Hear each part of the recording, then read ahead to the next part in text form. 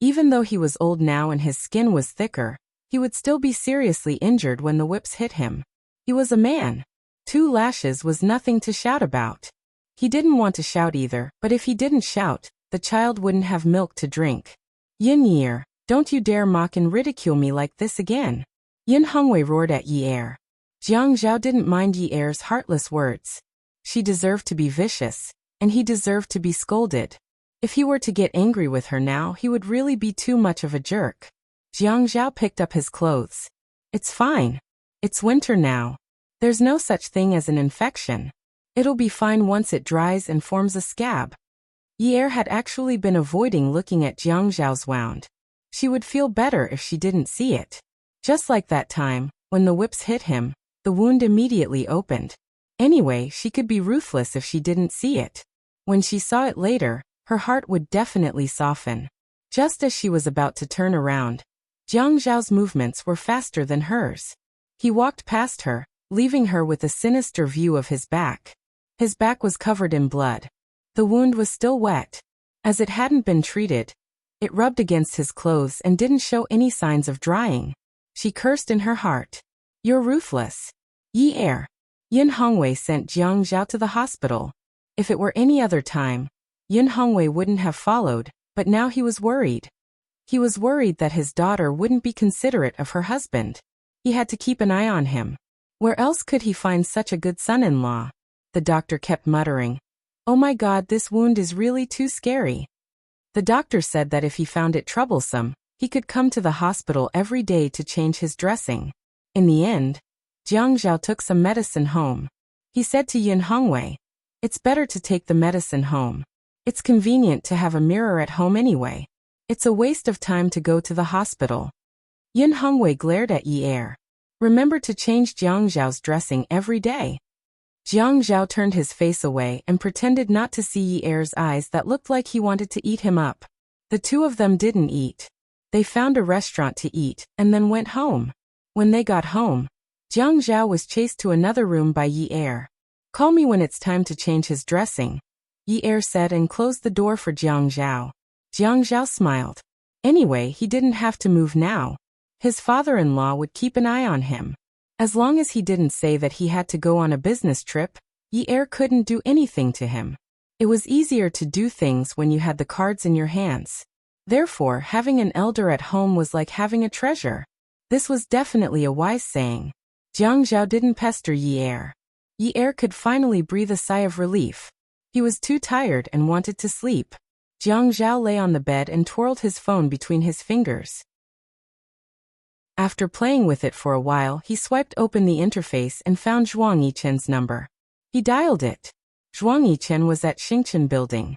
After an emergency meeting, the door to the conference room was pushed open. Li Yong, who was in his 40s, walked over with Zhuang Yichen's phone and handed it to him. Young master, there's a call. Between his steps, there was a heavy and powerful aura. A man like this could only be looked at and not touched. This was because although a man who didn't smile was cool, he was also very fierce. Dozens of secretaries who wanted to flirt with him had been replaced. Now that the atmosphere in the office was good, not many people were willing to risk losing their jobs to give hearts to this cold man. Zhuang Yichen held the phone, but didn't pick it up. He walked straight to the CEO's office. Li Yong opened the door for him. Zhuang Yichen said in a rare and amiable tone, Uncle Li, please close the door for me. In the whole of Xingchen, only Li Yong had such treatment. Li Yong basically knew everything about Zhuang Yichen, including his private matters. Li Yong nodded and waited for Zhuang Yichen to enter the office before closing the door. Zhuang Yichen picked up the phone and sat down in his office chair. The cold air dissipated a lot. Brother Zhao, you're not working today? Jiang Zhao sat up from the bed and raised his handsome eyebrows slightly. The wound on his back was slightly pulled, but he didn't care. He didn't panic at Zhuang Yichen's straightforward question. After raising his handsome eyebrows, he slightly lowered them. When his eyes darkened, he slightly narrowed his eyes and a faint evil aura overflowed. It seemed that Zhuang Yichen had also heard about it. The family Ouyang was really capable. He seemed to be amiable. Hey, you know that too. Zhuang Yichen laughed twice. As the saying goes, good things don't leave the house, but bad things spread far and wide. But I don't think a romantic history is a bad thing. Am I right? Jiang Zhao touched his eyebrows and said in a casual tone, "Yes, I think so too. For example, the day before yesterday, I found out about a very interesting romantic history from Yun Yi. It happened the day before yesterday. It was too shocking." Zhuang Yichen knew that Jiang Zhao was trying to provoke him. It was the same last time, so he didn't want to fall into his trap. The day before yesterday? Was it about Qiu Xiaoye again? It seemed that this woman was living too comfortably. Only you would listen to a woman's words so enthusiastically. Haha, interesting words. It sounds quite interesting. But you won't be interested in knowing, so I won't talk about it with you.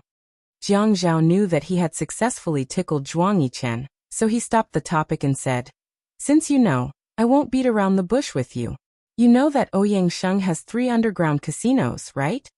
Zhuang Yichen sat in his sunny office. The business behind his back was not much cleaner. So in Haicheng's social circle, there were many wealthy families who appeared to be clean on the surface, but were secretly involved in shady businesses like him. He found out about last night's incident early in the morning. Family Ouyang had servants with big mouths, so the secrets of wealthy families spread very quickly. I know. Haha, you're not going to admit it after eating, right? Yes, I'm a pervert, Jiang Zhao said without a hint of guilt. Besides, he really didn't feel that he was a pervert. Brother Zhao, that's not very kind. Actually, it just shows that you're not a good person. Other people can have a wife at home and a concubine outside. Tell me, why didn't you implement this policy properly? I'm old, so I can't learn from you young people. I have to deal with both my ex and the current one. How can I have the energy to do that? Zhuang Yichen's face darkened. How could he not understand Jiang Zhao's meaning? You really don't have the energy now. Tell me, where do you want to put your energy? Ouyang Sheng has 2 underground casinos in Haicheng. You know that? Yes, I know. Zhuang Yichen thought to himself. In this life, you can mess with anyone but Jiang Zhao. Whatever you do, don't let him know. Otherwise, if he's unhappy one day, he'll definitely destroy your nest. How's the business of your casinos? Jiang Zhao asked calmly. Thanks to you, I can make a living. Zhuang Yichen laughed dryly. Jiang Zhao was always like this. He could have asked, what's the benefit? But instead, he used words to shut him up. Jiang Zhao asked, how many people are selling firecrackers in your place? In written language, firecrackers are called loan sharks. I don't care. My subordinates are. If he were to take care of the loan sharks, he wouldn't have to do anything else. Then tell the manager tonight to let the firecrackers bring some of your guests to Ouyang Sheng's place to gamble. His nephew is in charge of the casino in the west corner. As long as you see him there, make some trouble. Remember, you must only make trouble when his nephew is there.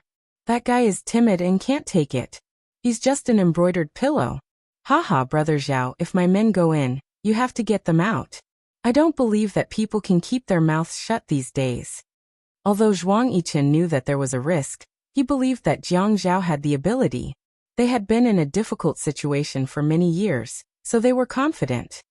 Yes, I know. I'll make the arrangements. Zhuang Yichen listened to the phone and nodded. He asked again, since you know where his casino is, why don't you just destroy it and show him who's boss? Don't tell me you only want to expose his nephew and damage his reputation a little? He didn't believe that Jiang Zhao was someone who would go easy on him. What do you mean by showing him who's boss? The Zhuo family is working on a big project with the family Ouyang. I can't damage the Zhuo family's interests for my own matters. I can't make it too ugly on the surface. When the project ends in March next year, I'll deal with him. So now, I can't let him feel that I'm messing with him. If I drag someone over to destroy his casino, he'll definitely guess that it's me and be on guard. But I have to vent my anger and damage his reputation. It'll affect his business and reputation, and find him a huge sum of money.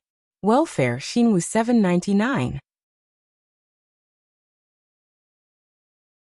Chapter 636. Don't be so scheming. If you're so cruel, I'll be scared to be in the same boat as you.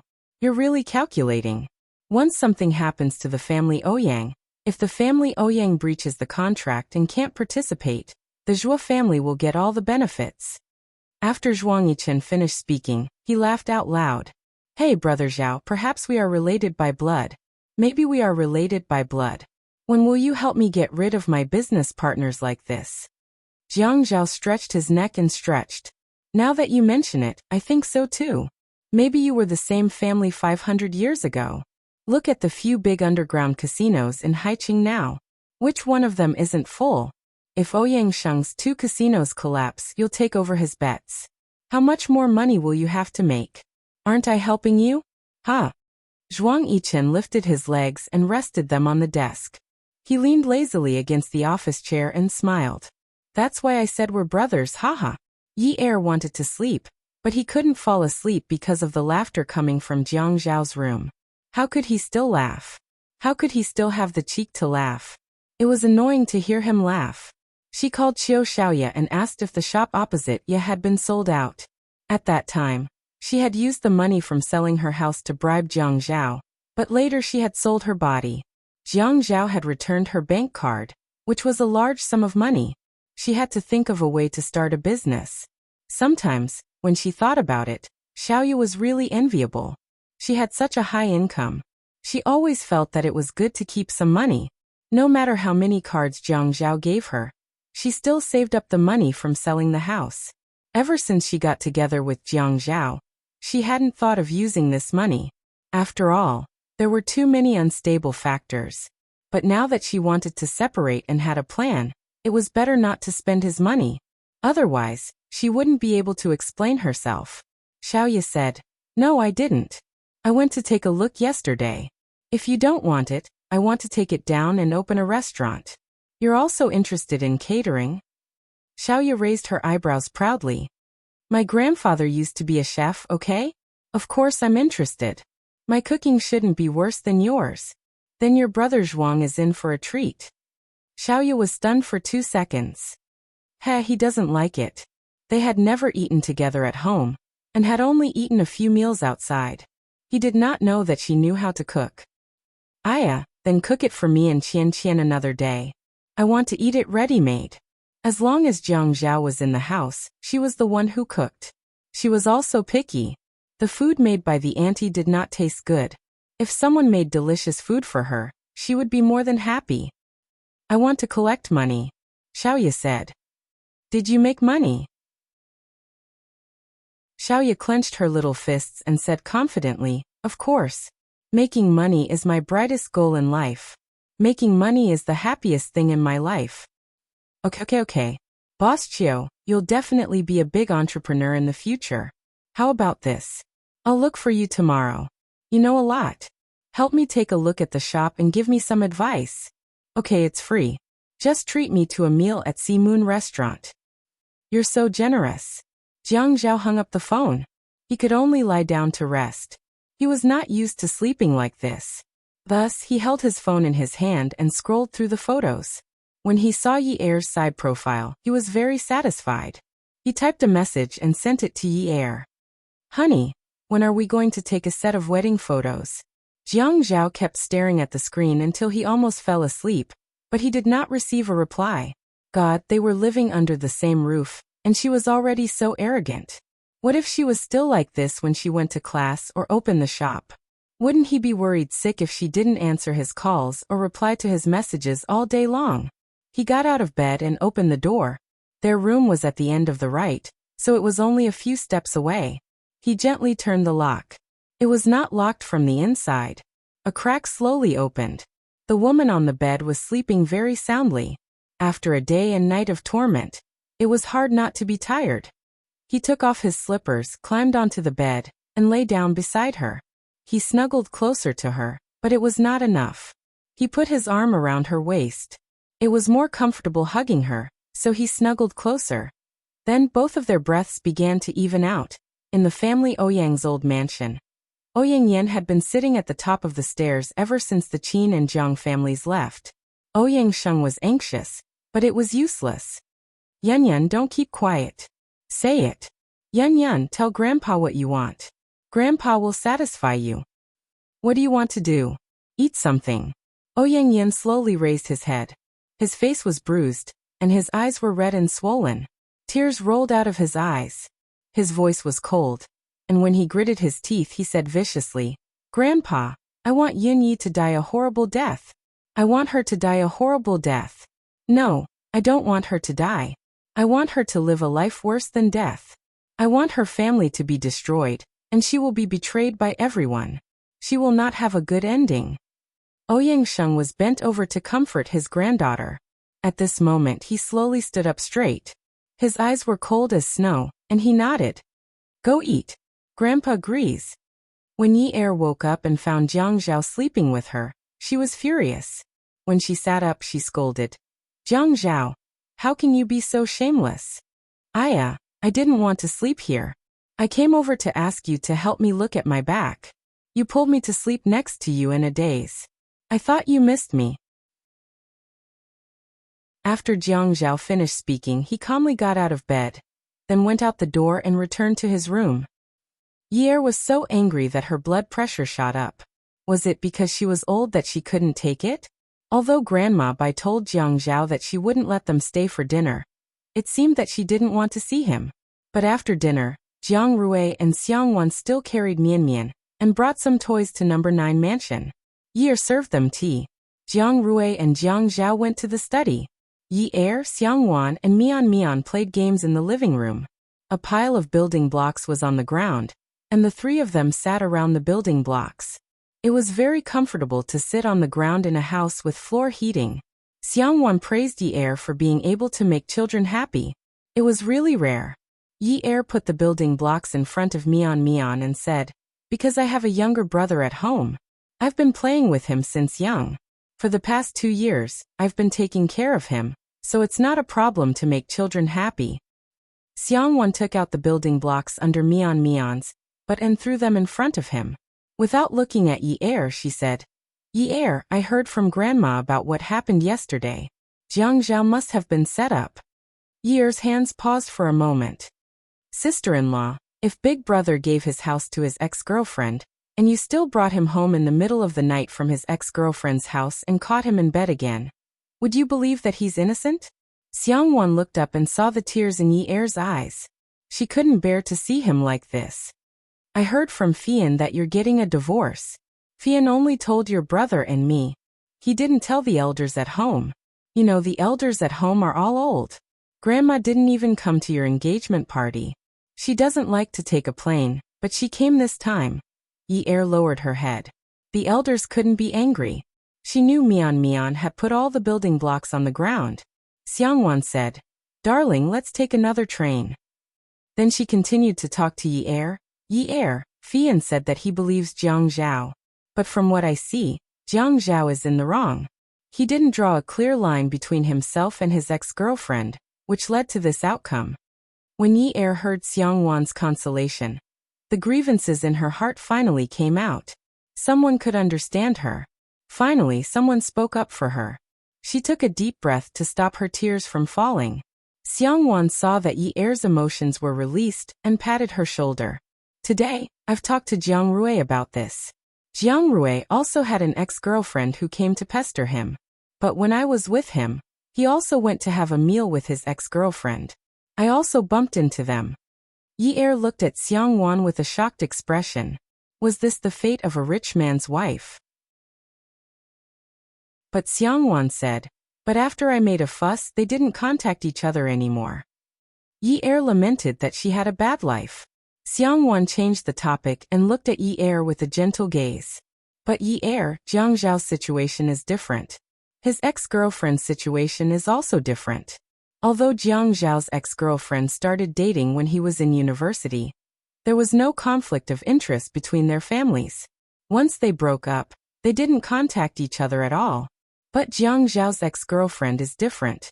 The family Ouyang is so powerful in Haicheng, and has been working closely with the Qin and Zhou families for many years. Jiang Zhao wouldn't be as heartless as Jiang Zhao when dealing with this issue. Jiang Rui told me that with Jiang Zhao's character, if he really loved you, he wouldn't have married you. With the Qin family's means, even if you threatened him in public, it wouldn't work. Jiang Zhao has deep feelings for you. Otherwise, Why would he marry you after being single for so many years? There are so many women in Haicheng who want to marry him. As for that girl from the Zheng family, Grandma always said that she used all kinds of means to get him. Only after Jiang Zhao got married did she stop. Yi Er listened to Xiang Wan's words and thought about how Jiang Zhao said that he would never forget the time when she said that she wanted to marry him. Sister-in-law, I understand what you're saying, but Xiang Wan smiled. I didn't ask you to forgive him. Men should suffer a little. Let's see if he still dares to do that in the future. Yi Er lowered his head and held his forehead. His voice was weak. I feel that we won't have a future. Sister-in-law, you won't be able to understand this feeling. Xiang Wan knew that she couldn't confide in Yi Er anymore. She straightened her back and patted Yi Er's dispirited shoulder. Then let's just ignore him. Let's eat and sleep. We can't let ourselves suffer because of a man, right? Sister-in-law will support you if you get a divorce. What's so good about this kind of man? He doesn't have any good points. We should get a divorce. We're so young and beautiful. Why can't we find someone better than him? Who does Jiang Zhao think he is? He's an arrogant person. When I look at him, I feel that other than his good looks, he's also fierce and cold, as if he's from the mafia. He's definitely a domestic abuser. How much money can a lousy mayor have? He can't even live a good life. What's the use of him? Let me tell you, he's a very realistic person. He's always scheming against Jiang Rui. He's definitely a miser. He's definitely calculative in everything he does. Men shouldn't be with such calculative people. Even if he does something for you, he'll calculate the returns. It's so boring to live with such a man. I'm so angry. Welfare Xinwu 799. Chapter 637. Yi Er looked at Xiang Wan in surprise. Was his sister-in-law pretending to change her expression? She was still being gentle and soft just a moment ago, but now she was talking about Jiang Zhao. Why did she become so aggressive? His sister-in-law was quite pretty. Her eyes were bright, her skin was fair and smooth, and her long hair was tied behind her neck. She was such a gentle and beautiful woman. She would be a good match for a handsome man like Jiang Rui. But why did she have no self-restraint when she spoke? Xiang Wan saw the change in Yi Er's eyes and knew that Yi Er was starting to feel conflicted. Since her goal had been achieved, she continued to persuade him. Let's not bother about Jiang Zhao or Jiang Zhao anymore. There are a lot of rich young masters like him in Haicheng. These guys rely on their family background to do evil. They don't uphold justice, have no sense of responsibility, and don't know how to be grateful. They treat women like clothes, sleep with them one day and throw them away the next. They're so arrogant that they don't treat women as human beings. When they're old, they drive expensive cars everywhere to pick up girls. Once they leave their families, they immediately turn into prostitutes. Divorce, let's divorce tomorrow. When we go out tomorrow, let's find someone better than him, and make him vomit blood. Yi Er didn't dare to reply to Xiang Wan.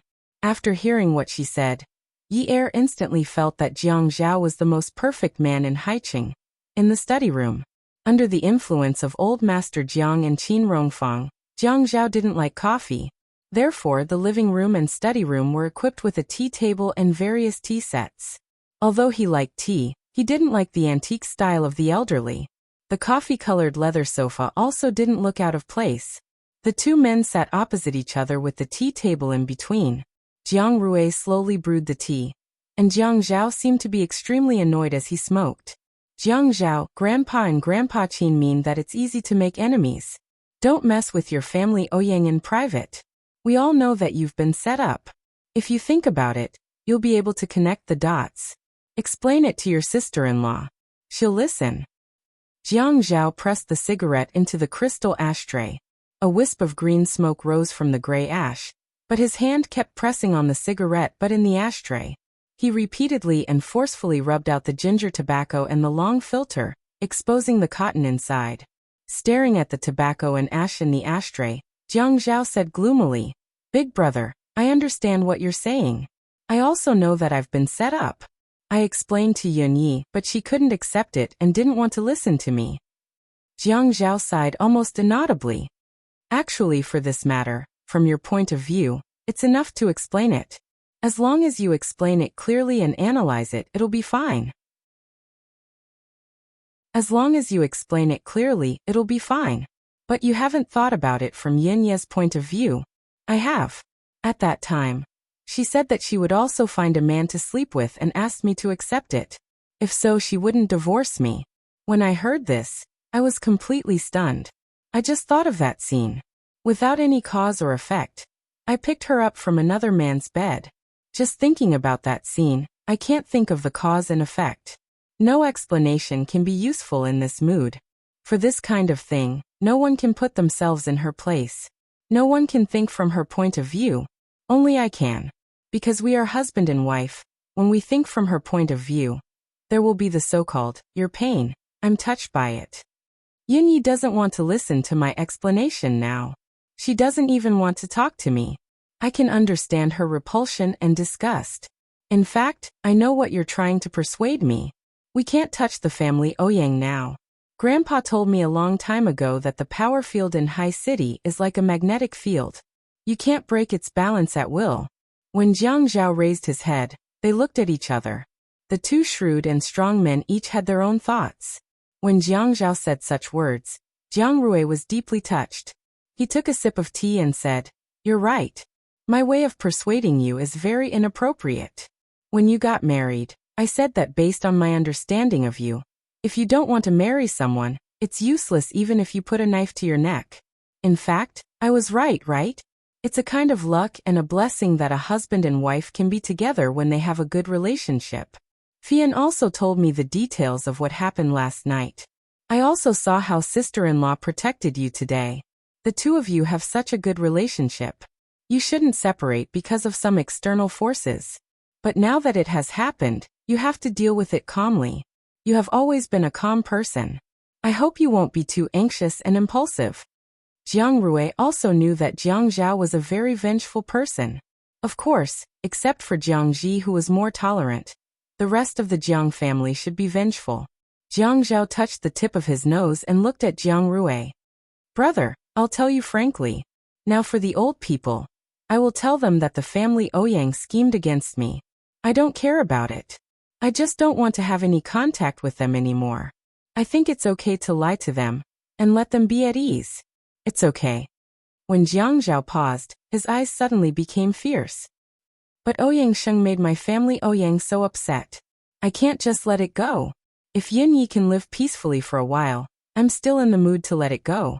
But if Yinyi has to divorce me because of this matter, even if all the people in the Jiang, Qin, and Zhou families oppose me against the family Ouyang, I won't let him go." Jiang Rui laughed. "I'm not surprised that you have such thoughts. If you can bear it, I won't miss you.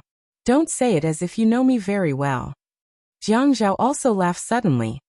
"By the way, didn't Ouyang Sheng want to set up a 7-star hotel with you since the year before last? He has no experience in hotels. Why don't you ask him to pay for it?" Jiang Rui naturally knew that when Jiang Zhao said to pay for it, Ouyang Sheng probably couldn't get the money. "Haha, Jiang Zhao, I'm here to persuade you not to make trouble. You're pushing me into the pit again. Besides, it's very difficult to cheat that old guy of his money. What's so difficult about it? Our family has the strongest political relationship between Jiangzhou and High City. It's easy to get the approval. With the approval, I'm afraid that he will be so happy that he will forget everything." Jiang Rui nodded slowly and said, "Then the plan is well thought out. Let's discuss it. I'm also very uncomfortable that Grandma is here this time." "Oh, okay. When you take his money, you have to give half of it to me." Jiang Zhao seemed to be in a better mood. He rolled up his sleeves and began to drink tea. "You want me to do the hard work, and you want to share the money? What are you dreaming about? There's no hard work. I helped you find a shareholder who doesn't want dividends in your 7-star hotel. I have to sort out the layers of relationships in the middle. I should be the one doing the hard work.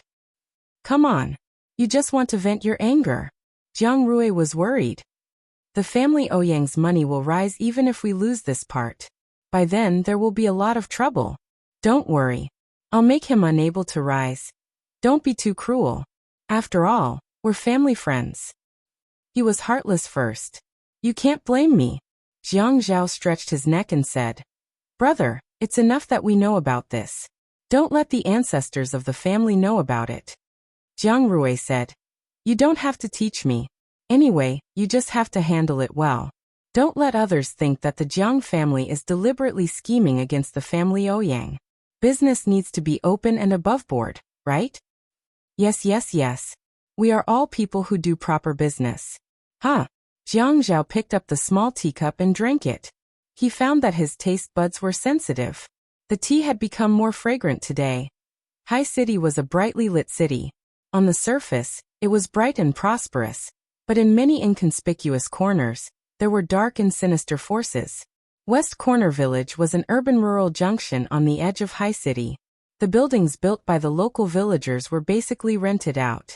The rent was cheap, so many outsiders gathered here.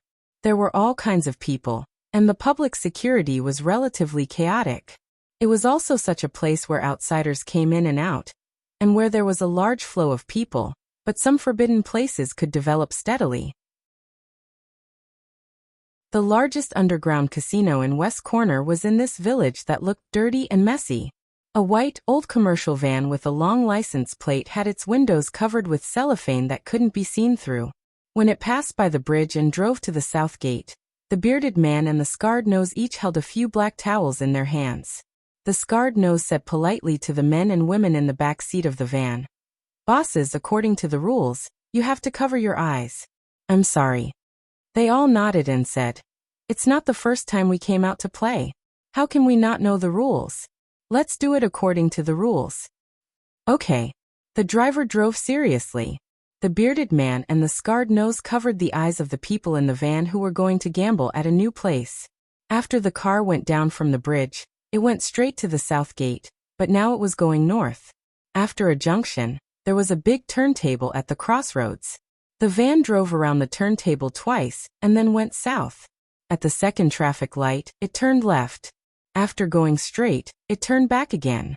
There was a piece of land that had just been bought. It was still barren, and there were bricks and small mounds everywhere. Tall weeds grew everywhere and it was very messy. When the van drove in, it was as bumpy as an off-road vehicle in a drag race. Everyone was wearing their seat belts. Some were very calm, as if this was not a rare situation, but some were very uneasy, and their hands were shaking. The bearded man comforted them. "Bosses, don't worry. Although this road is not easy to walk, and it's a little far, we'll be there in a while." It's okay, a burly man replied calmly with a smile. The van went around in circles, and arrived at West Corner Village. The few people who were covered by the cloth only knew that after a bumpy ride, they were brought out of the van with their bags of cash. They could not remove the cloth, so they had to be supported by others as they walked. The road was not smooth, and they would occasionally go down a few steps, then go up again after a while. They did not know how long they had been walking. In the end, they heard noises that were getting louder and louder. Some people were shouting, some were shouting, and the dice in the dice cup were colliding violently. When they pulled the cloth away, the few of them saw a scene that made their blood boil. Although the decoration of this place was not high-end, it had all the essentials. They could play poker, pai gao, big and small, mahjong, nyo-nyo. They were so excited that they clenched the bag of cash in their hands tightly. The bearded man and the scarred nose said to the few customers, "Bosses, go and play. I wish you a small capital and a big profit." "Thank you for your kind words." The few of them were eager to give it a try. "We'll go over first," the bearded man said. "Scar, go to the lobby and take a look. See if Mudfish and the others are playing here today. After you greet him, you have to ask around." "Okay." The scarred nose carried the money from the firecrackers and wandered around the casino, as if he was looking for business. At this moment, a thin and small man walked over. "Yo, Scar." Mudfish. Beauty novel Songshu 566.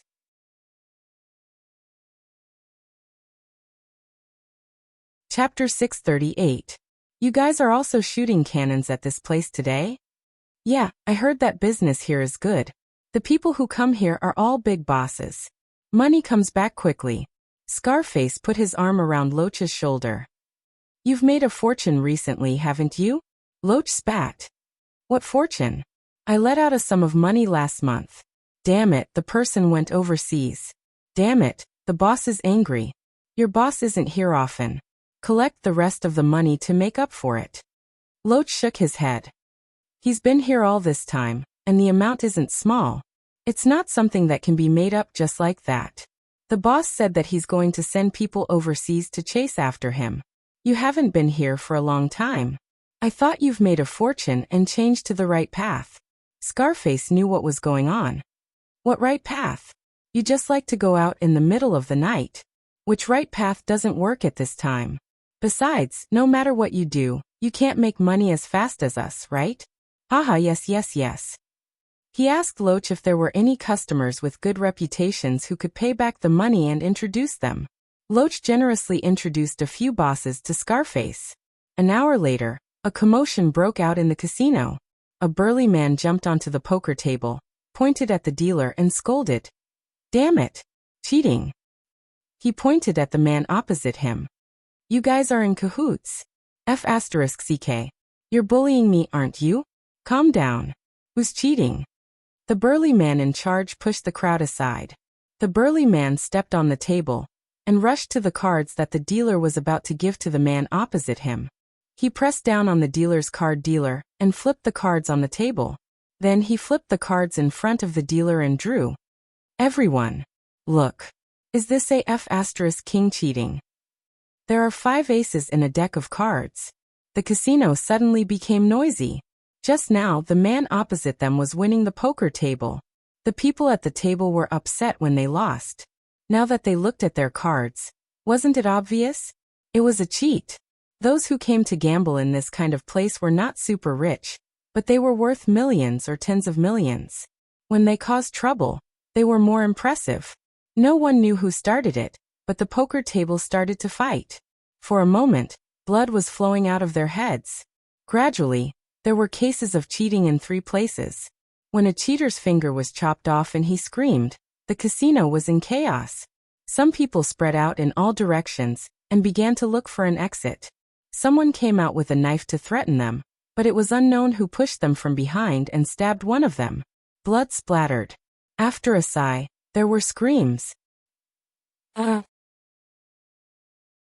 bearded man slowly walked toward He-Ping. Cell phones were not allowed in the venue, so they could not contact the outside world. However, Zhuang Yichen had said that time was the limit. If he could not confirm that He-Ping was inside, he should give the money to his men and leave first. If he knows He-Ping is inside, he will stay for a longer time. Zhuang Yichen lay on the sofa, stroking the big golden retriever's neck with one hand, and looking at the time on his wrist with the other. He picked up his phone and called Jiang Zhao's personal phone.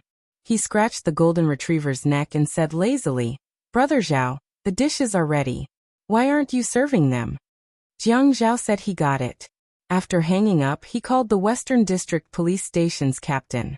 "Captain 1. I am afraid you will need to replace the word team with station soon. You better hurry up. Everything is ready. We are just waiting for your order." Usually, Captain 1 didn't dare to touch these underground casinos because they were protected by the director. One must know that an underground casino had to support many of his superiors' mistresses. However, the situation was different now. Since Mayor Jiang gave him the clue, the person behind him was the mayor. He had to be promoted even if he did not want to. "Captain 1, what are you talking about? When did I give any order?" Jiang Zhao asked with confusion. Captain 1 suddenly regretted his rashness. At this time, he could not drag Mayor Jiang down. He wanted to be the station chief and go to the Municipal Public Security Bureau in the future. He did not even know the rules of the officialdom. So he said immediately, "Boss, I have to carry out my task now. I can't chat with you. I will visit you another day. Go ahead." Jiang Zhao smiled and hung up the phone. Looking at Jiang Zhao hanging up the phone, he sighed. "Jiang Zhao, you must hide it well. If you are so bad, who dares to mess with you in the future?" "Ah." Jiang Zhao traced the thin edge of the teacup with his finger and said with a smile, "If people don't mess with me, I won't mess with them. If they mess with me." When he tilted his head and looked at Jiang Rui, his eyes were deep, but there was a trace of ruthlessness in his smile. I will definitely mess with them. Ouyangsheng made his home not feel like home anymore. He also wanted to let him know what it was like to be in a mess at home. 20 minutes later, a piece of breaking news was broadcasted on the radio. An underground casino in West Corner Village had surfaced, and there were hundreds of millions of yuan worth of gambling money. His henchmen had testified on the spot that the person in charge of the casino was Haicheng's fourth master, Ouyangsheng's nephew, He Ping. The Western District sent out the police immediately. The media arrived at the scene almost immediately, and the video was released to the public immediately. On the television, He Ping was being held back by the police. There were bundles of red RMB. The small ones were 10,000 renminbi each, and many of them were 100,000 renminbi bricks that were taken out from the bank. The 2 poker cards were not enough to hold them all, and they were piled up like a mountain. Scattered 100 yuan bills could be seen everywhere on the ground. There was no time to deal with it, help or rescue. The news that the fourth master's nephew opened an underground casino immediately spread throughout Haicheng. The family Ouyang made a scene yesterday, and the lights were shining until dawn. Today there was another big scene. Ouyangsheng was caught off guard. His sister, Ouyangyu, was kneeling in the living room. She had already fainted from crying and woke up again. When she woke up, she sat on the ground and leaned against the sofa wailing, "Brother, you can't just leave him to die." He Ping was arrested this time. "With such a large amount of money, I'm afraid he's done for. I only have one son, and we depend on each other for survival, brother." "What are you making a scene for? Didn't the news just come out? You're just a woman's view." Ouyangsheng shouted at Ouyangyu, but he was also anxious. He was so worried that he had blisters at the corners of his mouth. The casino was doing well. He had made connections with all the people he could. He spent a lot of money to maintain the local police station, and he had also made connections with the higher-ups. Regardless of whether the casino was in a financial crisis or not, the casino could still make money. Therefore, under any circumstances, he had never thought of giving up on that lucrative business. Now, not only was the casino destroyed, even his nephew was locked up. The way the media reported it, it was obvious that they did not give him any face. However, the outside world did not know that he had a casino. Even his family friends did not know about his business. Who was the one behind his back doing this? Ouyangyu got up from the ground. Her hair was already in a mess. "Brother, let's look for someone. He Ping has never suffered before. What if he was beaten up in there?" Ouyangsheng's face suddenly turned cold. He turned sideways and shouted, "That's my nephew, Ouyangsheng. Who dares to lay a finger on him? I want to see who has the guts to do so." Ouyangyu nodded. "Brother, let's go and take a look. I'm worried." Jiang Zhao lay in the small room and watched the replay on the TV. He still felt angry, so he took out his phone and called Captain One. "Captain One, I'm calling to congratulate you for handling such a big case. Your future is bright." Captain One was happy to please him. "Boss, I'm busy at the moment." "Okay, go ahead. But when the time comes, we'll see if there's any merit." Jiang Zhao hinted that he wanted someone to confess. "I'll do a good job with this case." Hence, from time to time in the interrogation room, there was the sound of a man screaming in pain. There was also someone who asked calmly, "Tell me, who's the boss behind this? Tell us clearly. We've been monitoring this place for a long time. If you don't tell us the truth, you'll suffer. Let me tell you, if you dare to lay a finger on me, my uncle won't let you off. Just you wait." He Ping was tied to the chair behind his back. At this moment he was suddenly kicked to the ground. His nose was bleeding, his teeth were bleeding, and the wounds on his skin were also bleeding. He could not continue with his threats. He could only cry out, "We're waiting. We'll record everything you say. If anything happens to us one day, the first suspect will be your uncle." He Ping looked like a sturdy man with a beard, but he was actually timid. At first he wanted to take the blame, but now he felt that there was no hope. He was arranged by Ouyangsheng to work in a place like the casino where he could earn a lot of money every day. Everyone gave Ouyangsheng face and treated him well. He was always the one who hit others. When had others ever hit him? Those who took the statement and questioned him were all as fierce as the king of hell. They laughed and laughed, kicked, punched, and slapped him twice. He could not stand it anymore. Ouyang Sheng led Ouyang Yu into the car. Ouyang Sheng was calm and composed. The title of fourth master was well known in Haicheng. Everyone gave him face, so his calmness made Ouyang Yu feel much more relaxed. Ouyang Yu knew that there would be some risks in entering the casino. However, her son had been in the casino for so many years and had never gotten into trouble. It must be her brother's credit. Since her brother was so calm, she had nothing to be afraid of.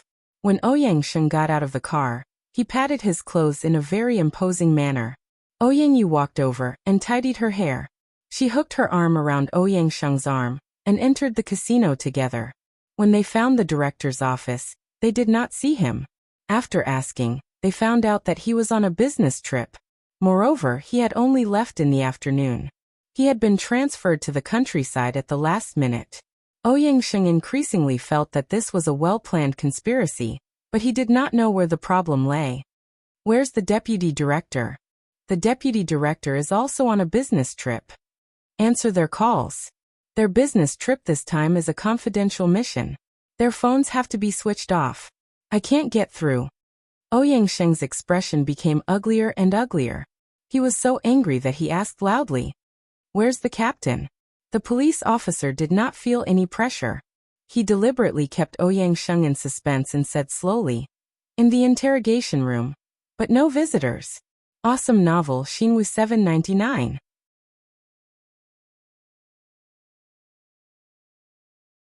Chapter 639.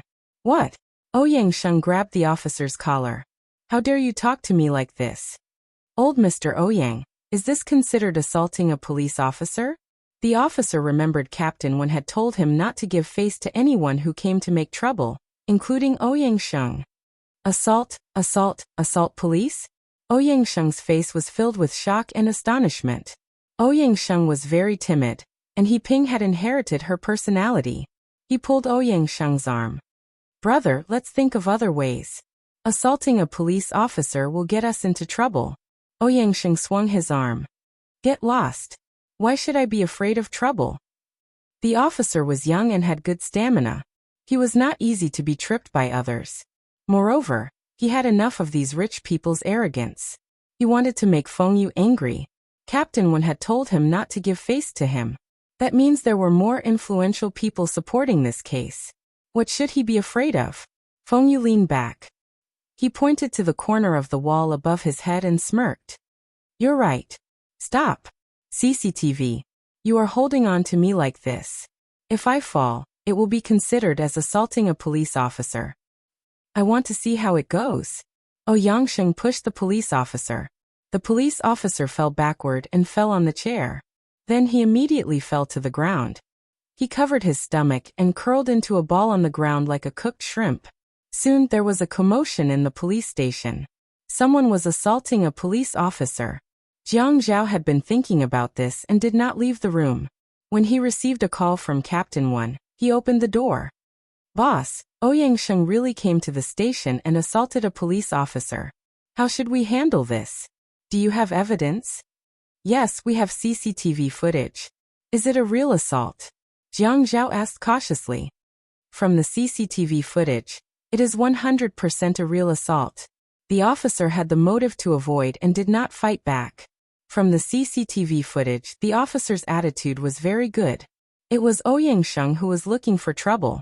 He grabbed the officer's collar and hit him. Send it to the radio and television stations that just broadcast the news. You have to be quick and deal with it before he notifies his forces. You know what to say, right? I know. I won't mention anything that I shouldn't. Yes. Thank you for your hard work. What are you talking about? Boss, I'm hanging up. Jiang Zhao hung up and twirled the phone in his hand. He thought to himself, Ouyang Sheng, I'll pull your tendons.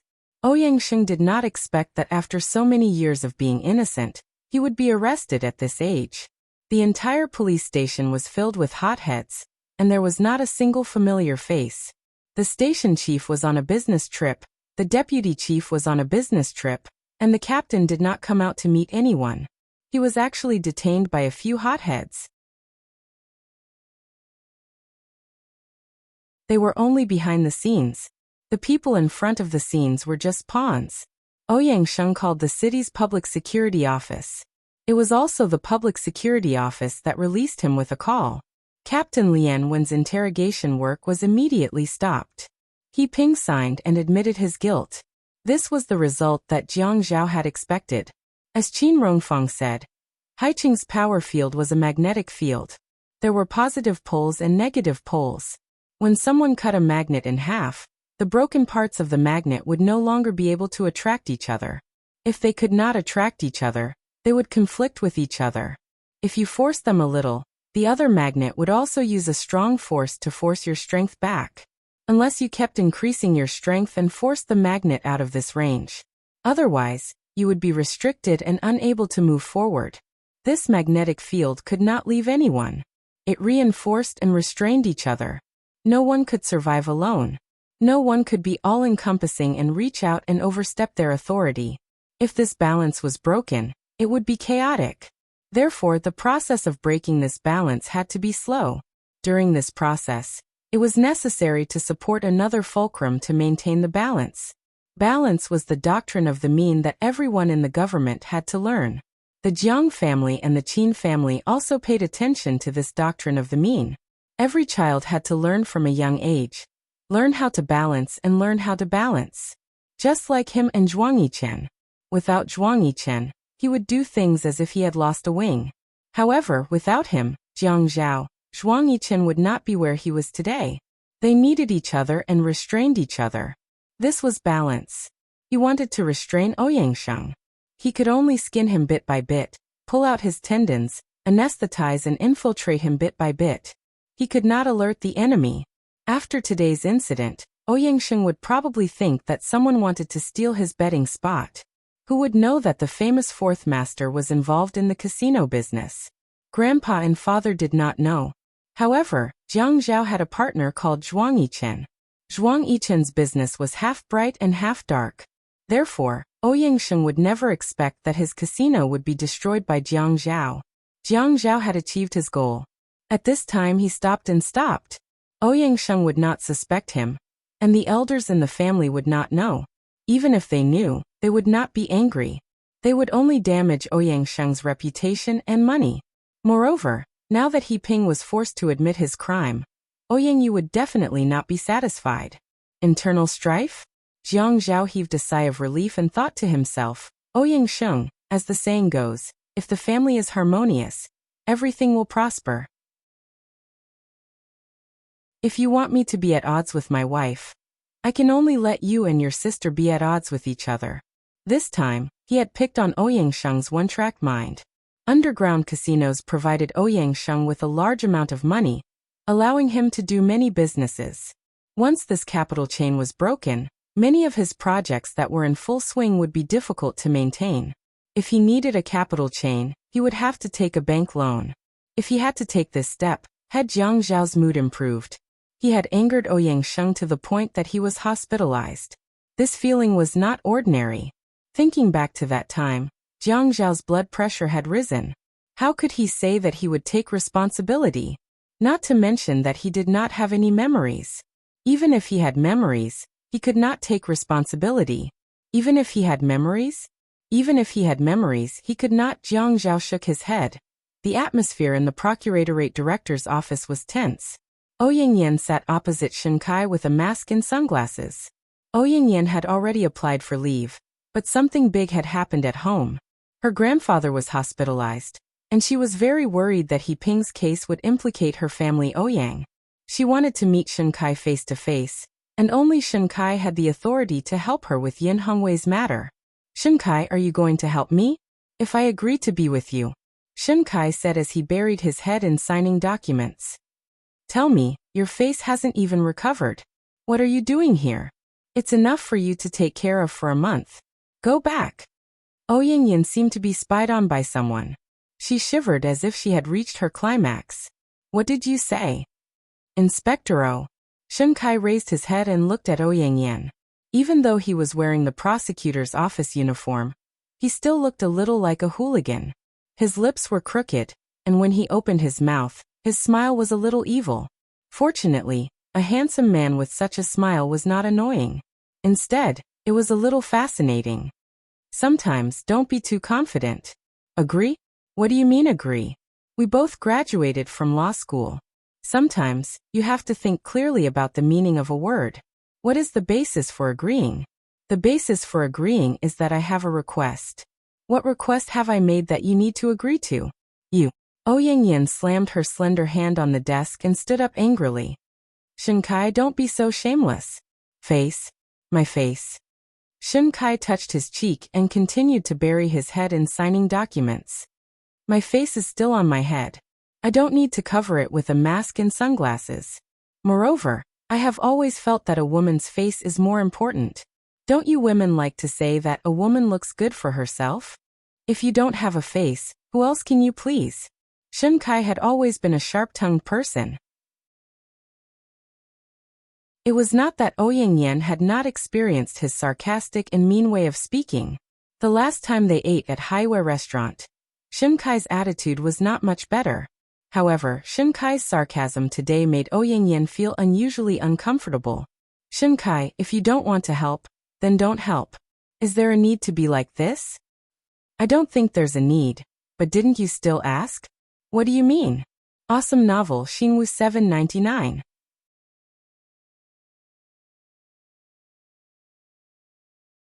Chapter 640. Sigh. Shunkai was a person who rarely frowned, but at this moment, his pair of dark eyebrows were furrowed.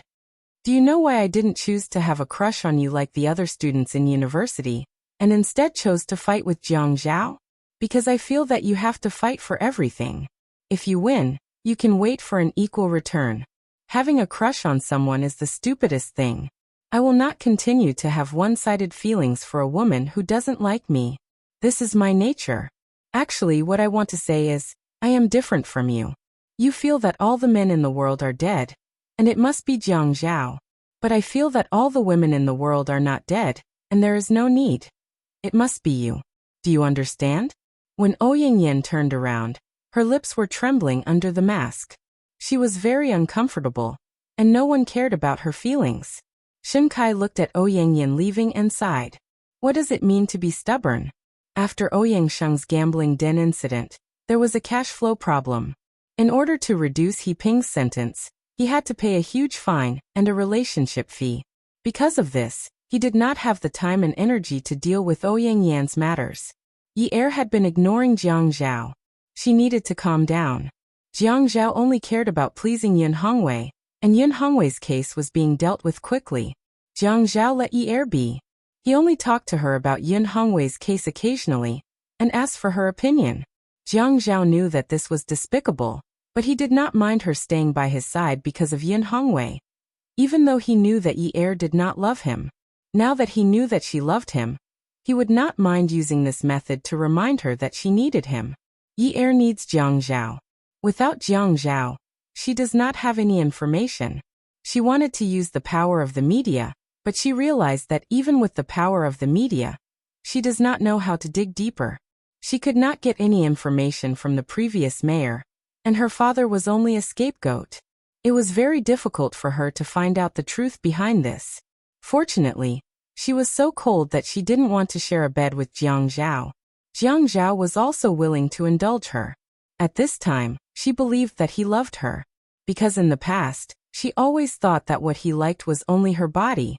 He liked to lie on her body and do what he wanted to do. Women like to separate love from sex. But men don't think that when a man wants a woman, he likes to put her naked on the bed for him to fish on. Jiang Zhao is no exception. Even if Yi Er treated her coldly and said that he would not return to Jiang District to officiate the wedding, he would still let her be. But this doesn't mean that he doesn't want to do something with her. But he must be very gentlemanly in front of her, and not let her keep a distance from him. Even if they are just friends, it would be good. In front of Yun Hongwei, they can still hug. How many days has it been since they slept together? When they hugged each other, they felt the blood in their body rushing around.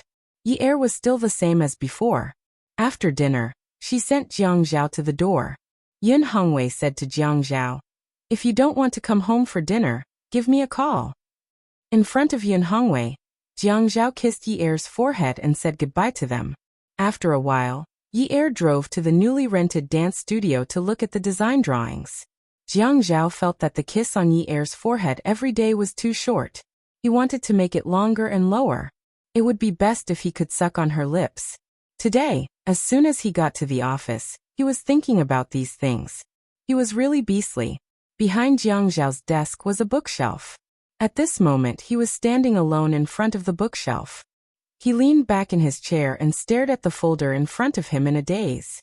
His dark blue suit was a reserved color. The fine workmanship and embossed tailoring made him look exceptionally tall and muscular. His well-defined and handsome facial features paired with this outfit made him look like a steady and handsome man. But at this moment he had his arms crossed in front of his chest. With his left foot as the center of gravity, the tip of his right foot was hooked on the ground outside of his left foot. His head was slightly tilted as he stared at the folder in front of him. It was as though he had seen something strange and couldn't stop giggling. It was as though he had been infected with a childishness that seriously didn't match his usual temperament. Jiang Zhao laughed for a while. Then he took out his phone and called Yi Er.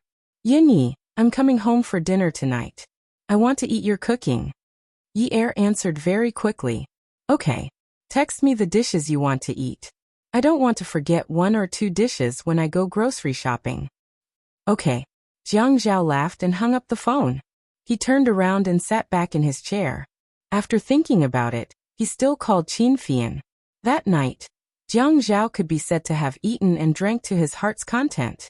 At the table, Jiang Zhao kept giving Yi Er some dishes with a slightly stronger flavor. Yin Hongwei beamed with joy. His son-in-law was so good to his daughter. After dinner, Jiang Zhao poured some water and went upstairs. He drank as he walked, very leisurely. After returning to his small room, he closed the door and generously put the seasoning he had prepared in advance into the cup.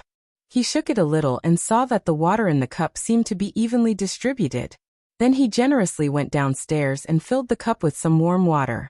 Yi Er was watching TV with Yin Hongwei. Jiang Zhao walked over and sat down beside Yi Er. He handed the cup to Yi Er. "Here, drink some water. The dishes are cooked well, but the flavor is a little strong. I'm afraid you'll be thirsty." Yi Er pushed the cup away and didn't appreciate it. "I'm not thirsty." Jiang Zhao hurriedly protected the cup, afraid that the water would spill. "Drink it. I've already drunk half the cup. I poured some more for you. You've worked hard cooking tonight." Yin Hongwei turned his head and glared at Yi Er. "I also think you're thirsty. Hurry up and drink it." Yi Er thought to herself, "This is my biological father. Why is he siding with his son-in-law when it comes to drinking water? If Jiang Zhao wanted to buy people's hearts, he wouldn't have to do it so subversively, right?" Looking at her father's threatening gaze, Yi Er lifted the cup. She held the cup and gulped down the large cup of water. Jiang Zhao took the cup and stood up. "Yin, Dad, take your time watching. I'm going upstairs. I still have some work to do," Yi Er replied with an N. Yin Hongwei said, "Don't work too hard. Yi Er made some sweet soup. Come down and drink it when you're done." Jiang Zhao said, "Okay, Dad. I'll go up then." He turned and went upstairs. Jiang Zhao held onto the wooden staircase railing. His mind was a little flustered, and he couldn't help but smile as he walked. Yi Er seemed to have sensed something, and turned her head. She saw Jiang Zhao walking slowly upstairs as he looked at her and smiled. "Don't you have work to do? You still have time to dawdle?" "Oh." Jiang Zhao pursed his lips. His shoulders twitched, and he smiled leisurely. He waved at Yi Er and said gently, "If I don't come down, bring me a bowl of sweet soup when it's ready." Before Yi Er could reply, Yin Hongwei had already turned around. "Go ahead. I'll get Yi Er to bring it up for you later." Satisfied, Jiang Zhaoji went upstairs to the study. He turned on the computer and started working. He had to finish reading the emails quickly. He also had to take a shower later. He had to see which pajamas were easier to take off. Yi Er felt her mouth and tongue dry. The dishes for dinner were really too salty. She stood up to get some water. The water was warm, but it didn't quench her thirst. She opened the fridge and found a Yakult. She opened the lid and drank it in 2 mouthfuls. It finally cooled down a little. It was still winter. Was there a need for that? Was it because the temperature in the house was constant and dry? Yin Hongwei knew that Yi Er was looking for water. Jiang Zhao was afraid that you'd be too salty, so he gave you water to drink. You didn't want it. See, you're still thirsty. Yin Hongwei also realized that he had become naggy because he stayed at home for too long and couldn't work. I see that you've been dissatisfied with Jiang Zhao recently. Look at yourself. How many men like Jiang Zhao are so responsible for their families? Jiang Zhao never goes out too late to socialize. When he can eat at home, he never goes out. He's also very tolerant of you. Are you starting to put on airs now that you're living well? Dad, what are you talking about? As Yi Er drank her water, she felt that she had been wronged. Jiang Zhao had been going overboard recently. When she ignored him, he didn't do anything. But he changed his strategy and adopted a more conciliatory approach. He changed his approach and actually started with her father. Her father didn't trust Jiang Zhao in the beginning. But now he found him pleasing to the eye. People say that the more a mother-in-law looks at her son-in-law, the more satisfied she is. Wasn't her attitude too disrespectful to the person who created this saying? Yi Er, it's not that I want to nag at you, but you've turned a deaf ear to what I said to you the last time. Now Jiang Zhao dotes on you and loves you. If you don't know how to cherish him, you'll push him away sooner or later. If you treat him well, he'll miss this home and want to come back. Every day, he comes back to see your cold face. Do you think he can't find a wife or something? Yin Hongwei said, looking at Yi Er, who was looking for a drink in front of the fridge in the dining room. Just watch. You can continue to act like this. Now Jiang Zhao dotes on you and loves you. If you don't cherish him, you'll push him away sooner or later. He continued to talk about this. The moment he did, Yi Er felt like she had eaten a fly. Of course I know he's very charming. Truckloads of women like him. Yin Hongwei could hear the impatience in Yi Er's words and stopped talking. Young people don't know how to cherish. He turned back to continue watching TV. Yi Er was not in the mood to continue talking. She felt uncomfortable all over, as if there were tiny insects crawling all over her body. She could even feel that her insides were a little wet. This was too terrible. She felt that her face must be red right now. How could this be? She didn't open any novel websites today and didn't read any of those unscrupulous online novels. Even if she did, she had been doing something like green net cleansing during this period of time. All the novels written by authors were as clean as water could be. Not to mention meat. There wasn't even any meat soup to drink. She couldn't let her imagination run wild, right? Yi Er took an iced Coke, closed the fridge door, and ran upstairs. After drinking a few mouthfuls of the Coke, Yi Er realized that she had become naughty. She took off her clothes piece by piece and walked into the bathroom naked. She turned on the shower, and the water from the shower head splashed onto her body. The water was slightly cold, but Yi Er felt that the temperature was not low enough. As she showered, she took deep breaths. The water sprinkled down from the top of her head. Yi Er rubbed the shower gel on her body. She raised her arm, and saw that there was a layer of pink on her arm. The color seemed to be transparent, as if it would break with a poke. After it broke, the color below would be redder, more beautiful, and more stunning. So she rubbed hard, trying to break through this layer of skin. The bath lotion was smooth and fragrant as it brushed past her skin. She would often rub it repeatedly with her slender hands, creating many bubbles. Yi Er turned off the lotus and looked at the bubbles on her hands and body. When she leaned against the cool magnetic tiles, a silhouette appeared on the bubbles. Among those silhouettes, there were those who were naked, those who were lustful, those who were on top of each other, and those who were on top of each other. There were only two people in the silhouettes. One of them was Jiang Zhao, and the other was Yin Yi. Beauty novel Songshu 566.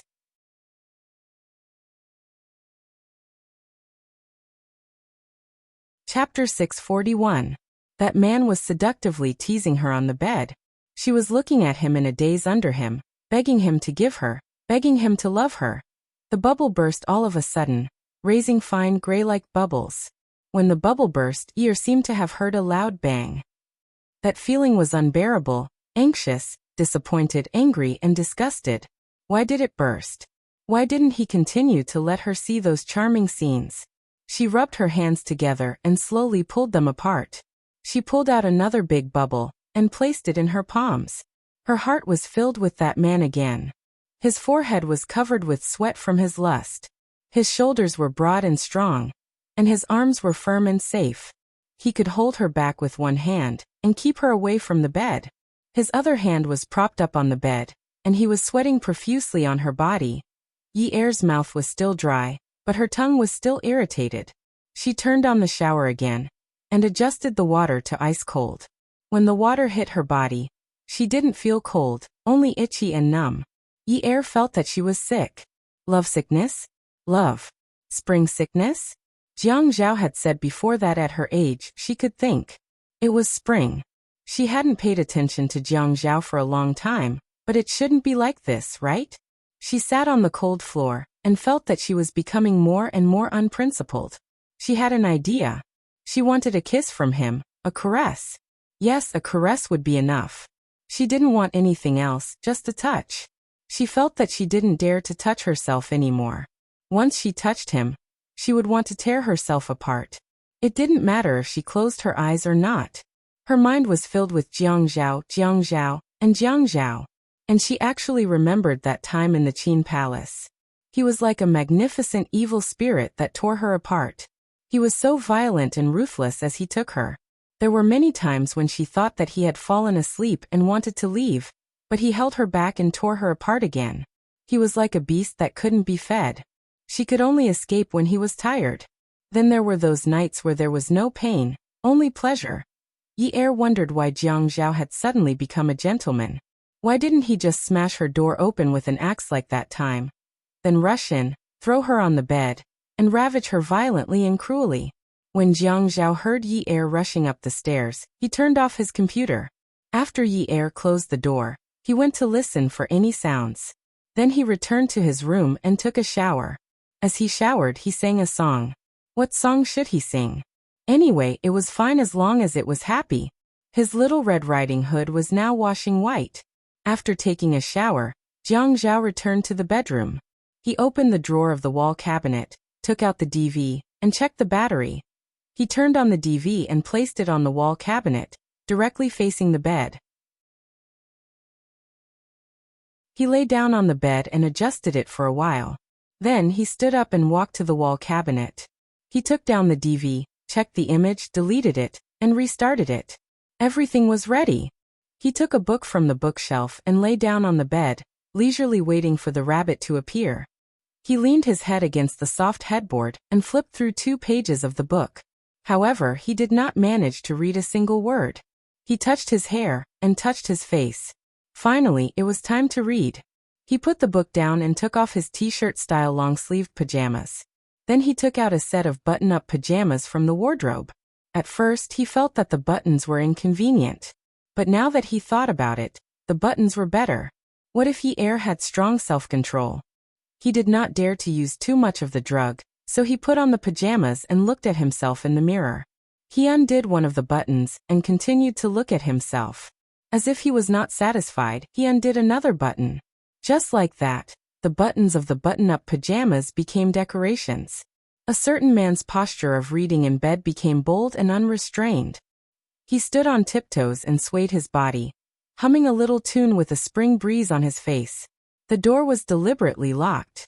Yi Er really could not stand the feeling of ants crawling all over her body. She was wondering if she should look for a pornographic video website to watch. It would also help alleviate her current situation. Websites were also afraid of being infected with viruses. So she opened the website, opened the bookshelf, and flipped through 2 romance novels to read. She clicked on them with the mouse and remembered that she had read a few chapters of the novel she had read before. Then she clicked on them again.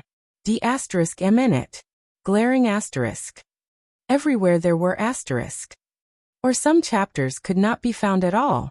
On the message board, the author posted an announcement at the top. A chapter has been rejected. Those who want to read it, join the Q group. D***M in it. Now that she was in a hurry to read it, who wanted to join the group? It's over, it's over. She had been subjected to abstinence. Now the male and female protagonists in the novel had also been subjected to abstinence. In the kitchen, the sweet soup in the electric pot was ready. Yin Hongwei unplugged it, but he did not call Jiang Zhao. He was not used to going upstairs. When they were about to drink it, he would come down. He also did not want to appear too caring for them. It felt strange. He did not know if it was his imagination, but the relationship between his daughter and son-in-law had been very subtle and strange. He always felt that there was a layer between them. He could see the awkwardness and the conflict between them, but he did not know how serious it was. He just treated it as the young people playing around. When he returned to his room, he looked at the photo frame on the table and felt a sense of satisfaction. His son was growing up, and his daughter was starting a family. He was afraid that in another 2 years he would be a grandfather. How could there be so much happiness in life? Although Jolie had betrayed him, she had left him with a son and a daughter. He was satisfied. Yi Er was wearing a thin bathrobe. Her hair was still wet and had not dried. She stood outside Jiang Zhao's room and knocked on the door. Jiang Zhao jumped up from the bed excitedly. When he held the door locked, he deliberately coughed to show that he was calm and opened the door. Yi Er saw Jiang Zhao open the door. She suddenly felt that her nose was going to bleed. She touched her nose and took it in front of her. There was no blood. Fortunately, she did not lose her composure. Her eyes stopped at the man's Adam's apple. The Adam's apple moved up and down as if it was swallowing very thirstily. Her gaze slowly moved down. His exposed chest was too sexy. His skin was light wheat. How manly was he? His chest muscles were so well trained. She was not that heavy on fitness equipment, right? It should be easy for him to lift her up, right? Her consciousness was a little unfocused. She reached out and touched the man's chest. After all, women were not like men who were creatures of the lower body, so they had to be more tolerant. When she touched his chest, it was cold. It was not as hot as hers. The difference in temperature made her suddenly pause. She coughed awkwardly and said, "Ahem, it's winter. Aren't you cold wearing this?" Jiang Zhao had no intention of letting Yi Er into the room. He smiled gently and said, "Isn't the temperature in the house constant? It's not cold. Why don't you go to bed early?" I came to talk to you about something." Yi Er was still staring at Jiang Zhao's chest. As she stared, she swallowed hard. Oh no, she wanted to pounce on him. "Oh, come in." Jiang Zhao generously made way for Yi Er. After Yi Er entered the room, she did not know whether to stand or sit. Her whole body was uncomfortable, but there was a reserved sense of shame that tugged at her forcefully, telling her that they were still in a cold war. A cold war. Jiang Zhao came out of the bathroom and took a dry towel. He pressed Yi Er to sit by the bed. He wrapped the towel in her hair and slowly dried it. "Why didn't you blow dry your hair? This woman was really too much. If she didn't blow dry her hair at night, wouldn't she be waiting to catch a cold? Seriously. I forgot. Let's go and blow dry your hair." Although Jiang Zhao wanted to eat Yi Er clean, he felt that blow drying her hair was more important. He pulled Yi Er up and walked to the bathroom. He turned on the blow dryer and carefully dried the woman's long hair. Jiang Zhao had not blow dried Yi Er's hair before, so he felt that it was a little interesting. However, Yi Er's mind was not on her hair at all. She looked at the man in the mirror, who was looking at her hair with unparalleled focus. Her gaze landed on the man's handsome features, his sexy chest, his long and slender fingers, and his tan skin. The sound of the blow dryer was really annoying. Her heart was already on fire, and the wind was blowing the fire in her heart even more fiercely. Yi Er looked at Jiang Zhao in the mirror. She had already stripped him clean with her eyes, and he was completely naked in front of her. Jiang Zhao had just hung up the blow dryer when Yi Er turned around to help him button his clothes. Yi Er knew that her nose was bleeding, but she could not help but persist. When she persisted, she could not help but fantasize. Even when she was buttoning his clothes, she was unwilling to do so. Just as Jiang Zhao grabbed Yi Er's hand, Yi Er was done for. "Yin Yi, didn't you have something to talk to me about?" Jiang Zhao held Yi Er's hand and wrapped it in his palm. He gently caressed and slowly rubbed it, until the woman's eyes were filled with intense passion. Oh, Yi Er's voice was not correct, and neither was her voice. This sound seemed to be squeezed out from her lungs, not from her throat. When this "oh" was squeezed out from her lungs, it did not go through her mouth often. Most of it went into her nasal cavity, and from there, the sound was weakened and transmitted out. Such a soft and seductive voice stimulated Jiang Zhao to tremble.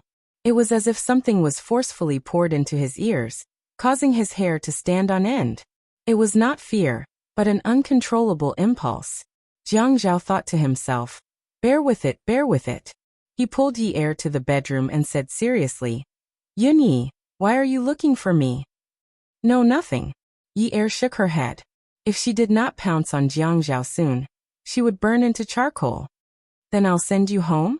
As he spoke, he hugged Yi Er and planted a kiss on her forehead. Rest early. This was bad. Something big had happened. Yi Er reached out and hugged Jiang Zhao's waist. I can't sleep. Don't you sleep early at night? Why don't you read a book? I can't sleep even if I read a book. It would have been better if Yi Er did not hug Jiang Zhao. Now that she hugged him, she could not let go at all. It was as if she was being sucked in. It was so hot that she wanted to cool off on his body. Then what should I do to make you sleep? I think. Yi Er felt embarrassed. She was the one who started the Cold War, but in the end she was the one who jumped out first and wanted to skin Jiang Zhao and eat him up. This question was still echoing in her mind when she pushed him onto the bed. As she stroked the man's chest, Yi Er panted and said hurriedly, Aren't you hot? Let me help you take off your clothes? Jiang Zhao tugged at his clothes, looking confused. I'm not hot. Even though it's not cold at home, it's not hot either. I think it's quite hot. Take it off. You'll get sick from the heat. It's really not hot. Jiang Zhao, what's wrong with you here? Yi Er pointed at Jiang Zhao's crotch and laughed sinisterly. Jiang Zhao's face immediately turned red.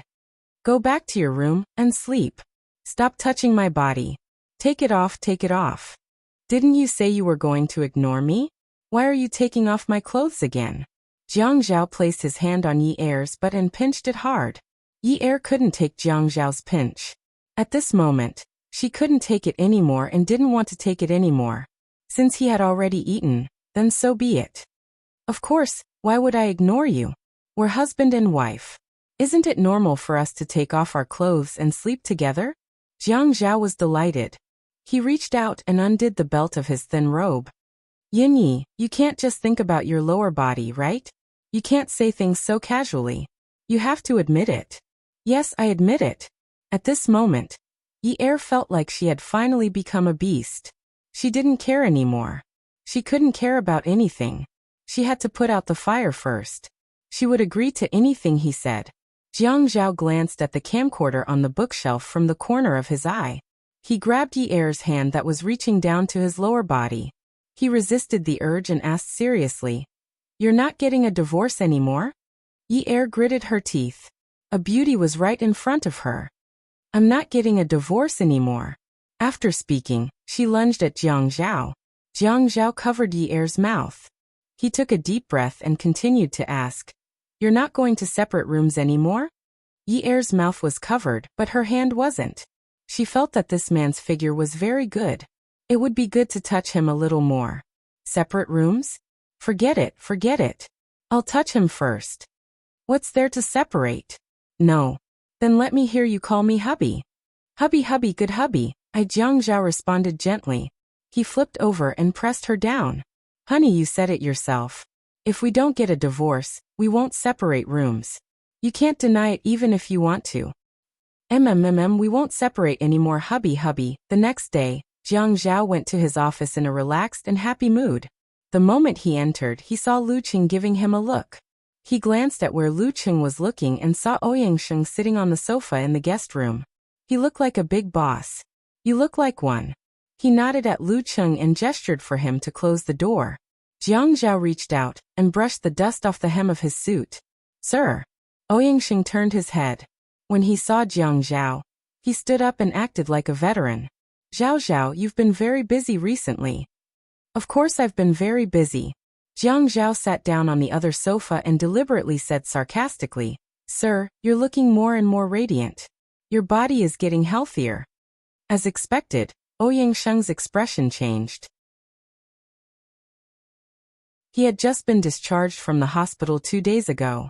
Qin Rongfang had visited him. Although Jiang Zhao didn't visit him, it was impossible that he hadn't heard about it. This brat was looking down on him more and more. Now the medical standards are high, and the lifespan of the elderly is longer. I'm afraid he won't die anytime soon. Jiang Zhao stood up and poured a cup of water in a disposable paper cup. He handed it to Ouyang Sheng and laughed as if he was joking. People will die sooner or later. I understand. Ouyang Sheng had just been discharged from the hospital. He was so angry that he wanted to be hospitalized again, because of Jiang Zhao's actions and words. Qin Rongfeng liked tea, and so did Jiang Zhao.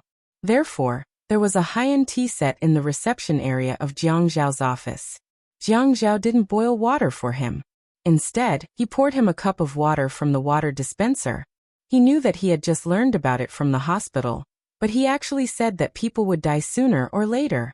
Ouyang Sheng knew that Jiang Zhao didn't give him face, so he didn't need to be polite to Jiang Zhao.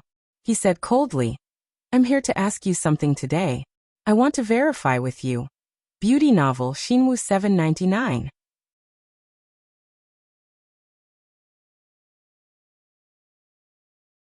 Chapter 642. Jiang Zhao was suspicious, but he didn't point it out. His attitude towards Ouyang Sheng couldn't be more obvious. Qin Rongfeng had tried to persuade him at first, but now he was too lazy to say anything. How much do you know about He Ping? Ouyang Sheng finally asked. I'm not very interested in his affairs. Jiang Zhao thought to himself. If he wanted to use He Ping's back door, wouldn't it be better to ask his father? His father had a stronger relationship with him, and it was easier for the older generation to talk to him. Why did he come here to ask him? Do you have a deep opinion of family Ouyang now? Ouyang Sheng let out a deep breath and stared at Jiang Zhao without blinking. Jiang Zhao met his gaze, but he was calm and composed, without the slightest hint of nervousness. Slowly he pursed his lips and couldn't help but smile. Fourth Master, everyone is talking about family Ouyang. You also know that with my identity here, I should avoid arousing suspicion. Jiang Zhao's punishment could be said to be killing two birds with one stone. First, it hurt Ouyang Sheng's vitality. Second, once Ouyang Sheng got involved with those filthy places, the Ouyang Yan incident could no longer be linked to him. It was impossible under any circumstances. Not to mention that the Qin and Jiang families didn't agree to divorce so easily. Even if they forced him to divorce, they couldn't let him marry into family Ouyang. The background of an underground casino was not something that a politician should be involved with. Avoid arousing suspicion? Ouyang Sheng's withered palms rested on his knees, the white of his fingernails showing his strength. Do you not want to take responsibility for Yan Yan? Do you think you can avoid arousing suspicion just because you want to? Responsibility? Jiang Zhao knew that this matter couldn't be let go so easily, but when it was mentioned, there was still a flickering flame in his consciousness that burned very quickly. Don't say that nothing happened between us. Even if something did happen, I can't take responsibility for her. Do you think I don't know that you've drugged me and set me up? Don't talk about responsibility. Even if you ask me to compensate you with money, I won't do it. I feel like I've suffered more losses. Jiang Zhao. Ouyang Sheng abruptly stood up. Suddenly, he felt his blood rushing to his head and could not stand steadily. He realized that his illness was acting up again. Yan Yan has been in a relationship with you before. How dare you say that you want to compensate her? How dare you say that you're at a disadvantage? Am I not at a disadvantage? Jiang Zhao was still sitting on the sofa. He crossed his legs and tilted his head to look at Ouyang Sheng. The corner of his mouth twitched slightly as he smiled. Don't you think that I'm the one at a disadvantage? I'm married. My wife divorced me because of this matter. My grandparents got ready in the middle of the night and rushed to High City early the next morning because of your call. Most importantly, my grandmother has always been afraid of flying. Because of my wife's divorce, my work efficiency has decreased and my quality of life has decreased. Is this not serious enough? Tell me, what did you guys lose? Is Ouyang Yan's family in danger of falling apart because of this? Who do you think is at a disadvantage? Even if I have to compensate, I think it should be you, the person who set us up, who should compensate me. What responsibility do you want me to take? Yan Yan said that you would wait for her to come back. Jiang Zhao, you're a traitor. Literally, I said that I would wait for her to come back.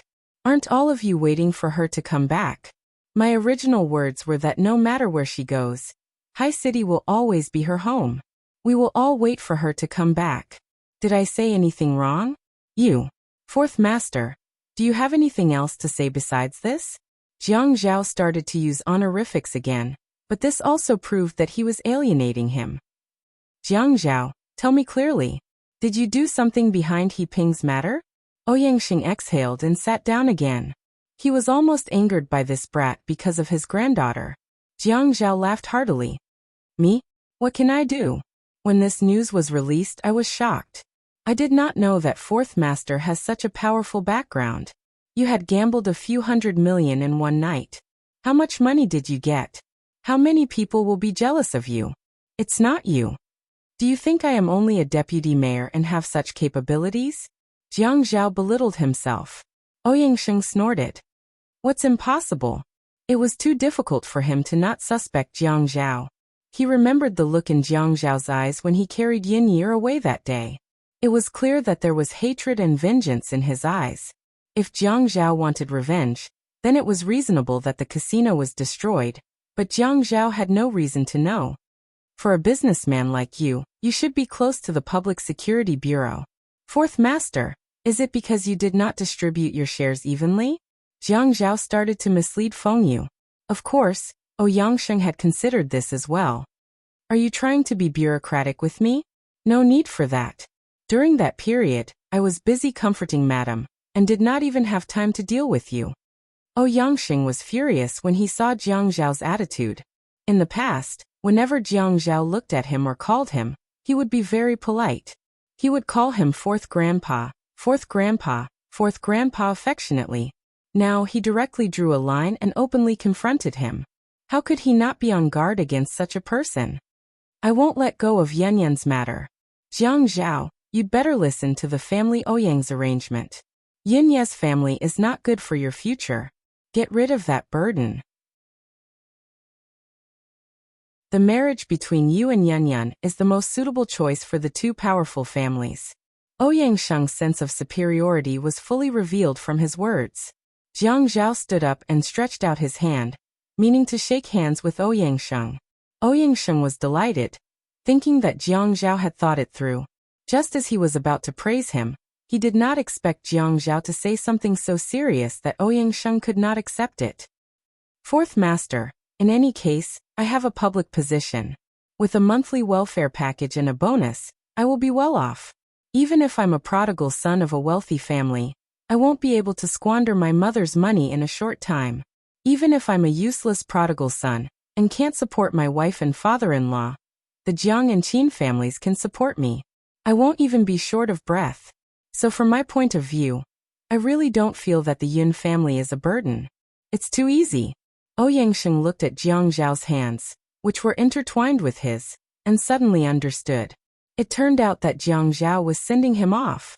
If you don't get a divorce, I will also post the photos of you sleeping on Yan Yan's bed. Jiang Zhao had thought of this before. Qin Rongfang had told him not to go against Ouyangxing, because Ouyangxing had photos of him and Ouyang Yin sleeping together. The reason why he didn't make a fuss about this matter was because he was afraid that Yi would take offense. It was fine if he didn't bring it up usually, but whenever he did, Yi would explode. However, if something had already happened and there was no turning back, he had already thought of the worst outcome. His hand was still holding Ouyangxing's. The corners of his mouth curled up, and the corner of his left eye narrowed. Fourth Master, hurry up and post it. The sooner this matter spreads, the sooner it will end. You just want to make me unable to be the deputy mayor. I will not be the deputy mayor. I will not be the deputy mayor. In the future, I will still be able to support my wife and children. At most, I will lose my position. But I will never get a divorce. I will never marry Ouyang Yin. You should be prepared today. I will also be prepared to post your photos to every corner of Haicheng. When Yi woke up, it was already 9:30 am. Yin Hongwei had never woken up Jiang Zhao and Yi. That's why Yi slept until 12 am. She will not wake up unless there is an alarm. She touched her body, legs and arms. Her whole body was sore. She felt that turning over was harder than running 5,000 meters. She slowly opened her eyes and quickly opened them. The furnishings in this room were shocking. This was not her room. It was Jiang Zhao's room. The events of yesterday became clearer and clearer in her mind. The sleepless night had caused her to be unable to move her legs. Furthermore, it wasn't Jiang Zhao who was squeezing her, but she was the one who was squeezing Jiang Zhao. She rewound her memory. She remembered that he would always tell her in a shocked tone, "Darling, you are awesome today." In fact, Jiang Zhao rarely called her darling or darling intimately in bed, unless he was so satisfied that he could not help but say, "Ah, my little sweetheart, you are killing me." She did not know how satisfied Jiang Zhao must have been to call her darling in such a mushy way. Yi Er covered her face. Even though there was no one in the room, she was too embarrassed to raise her head. What kind of mentality did she have when she ate Jiang Zhao dry yesterday? It was hard to believe how thirsty she was. Thirsty? Indeed, she was so thirsty yesterday. Drinking glass after glass of water was useless. Even cold water was useless. Other than those images, there was nothing else in her mind. She suddenly felt that it was very strange. She knew that no matter how much she loved Jiang Zhao, it was not necessary for her to do that. She thought about the color of her skin at that time. She stood in the bathroom and looked at her eyes and cheeks in the mirror. She was full of desire and her face was red. How could a person change like this so suddenly?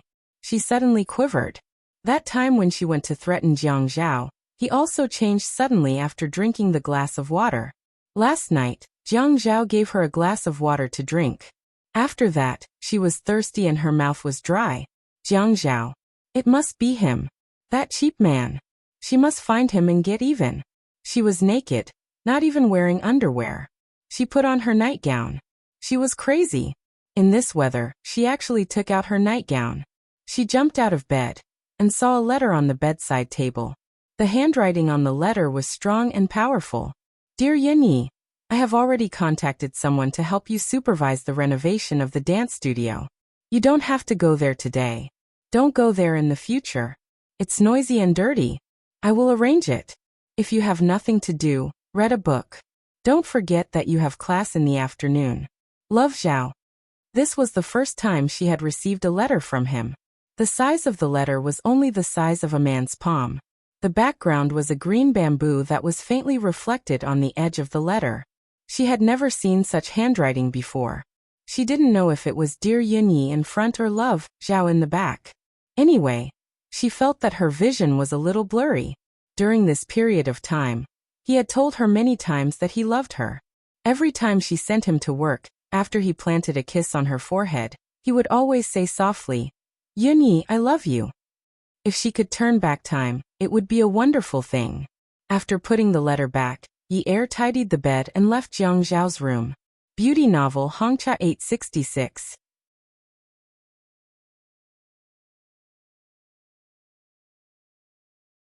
Chapter 643.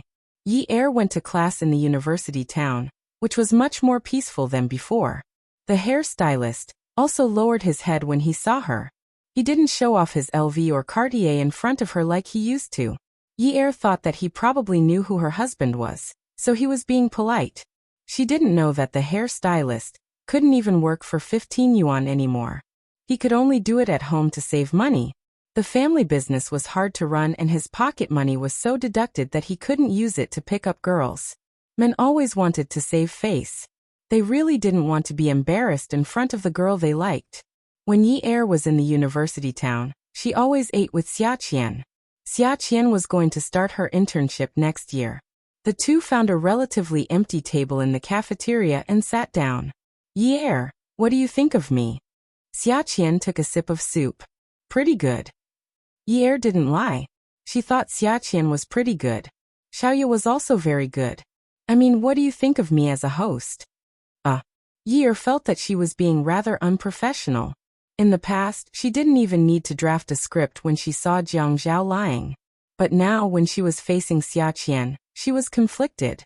It wasn't just a normal kind of conflicted. How should she say, "I think you can definitely do it well"?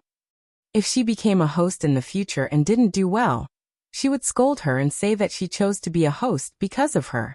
But if she said, impossible.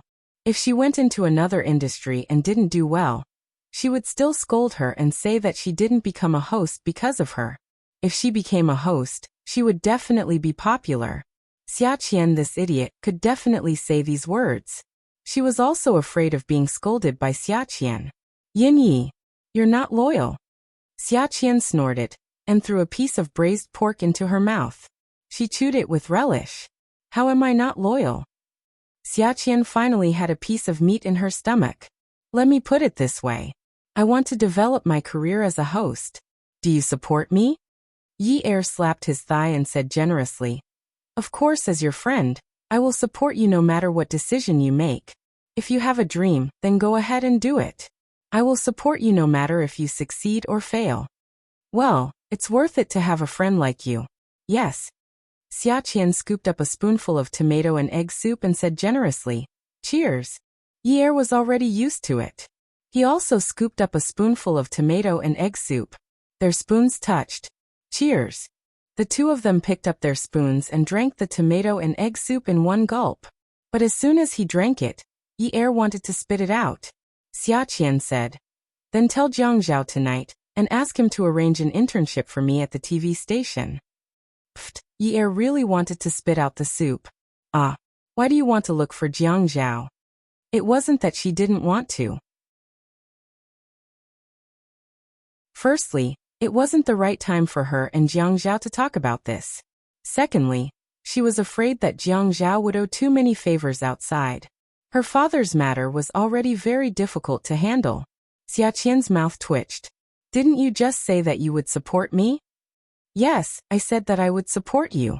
That's why I asked you to support me. You found Jiang Zhao and I entered the TV station. This is the best support. Qian, I said that I would support you spiritually. I didn't ask you to support me physically. Yi Er said. Even if you want my body, I can't give it to you. Are you saying that you're messing with me?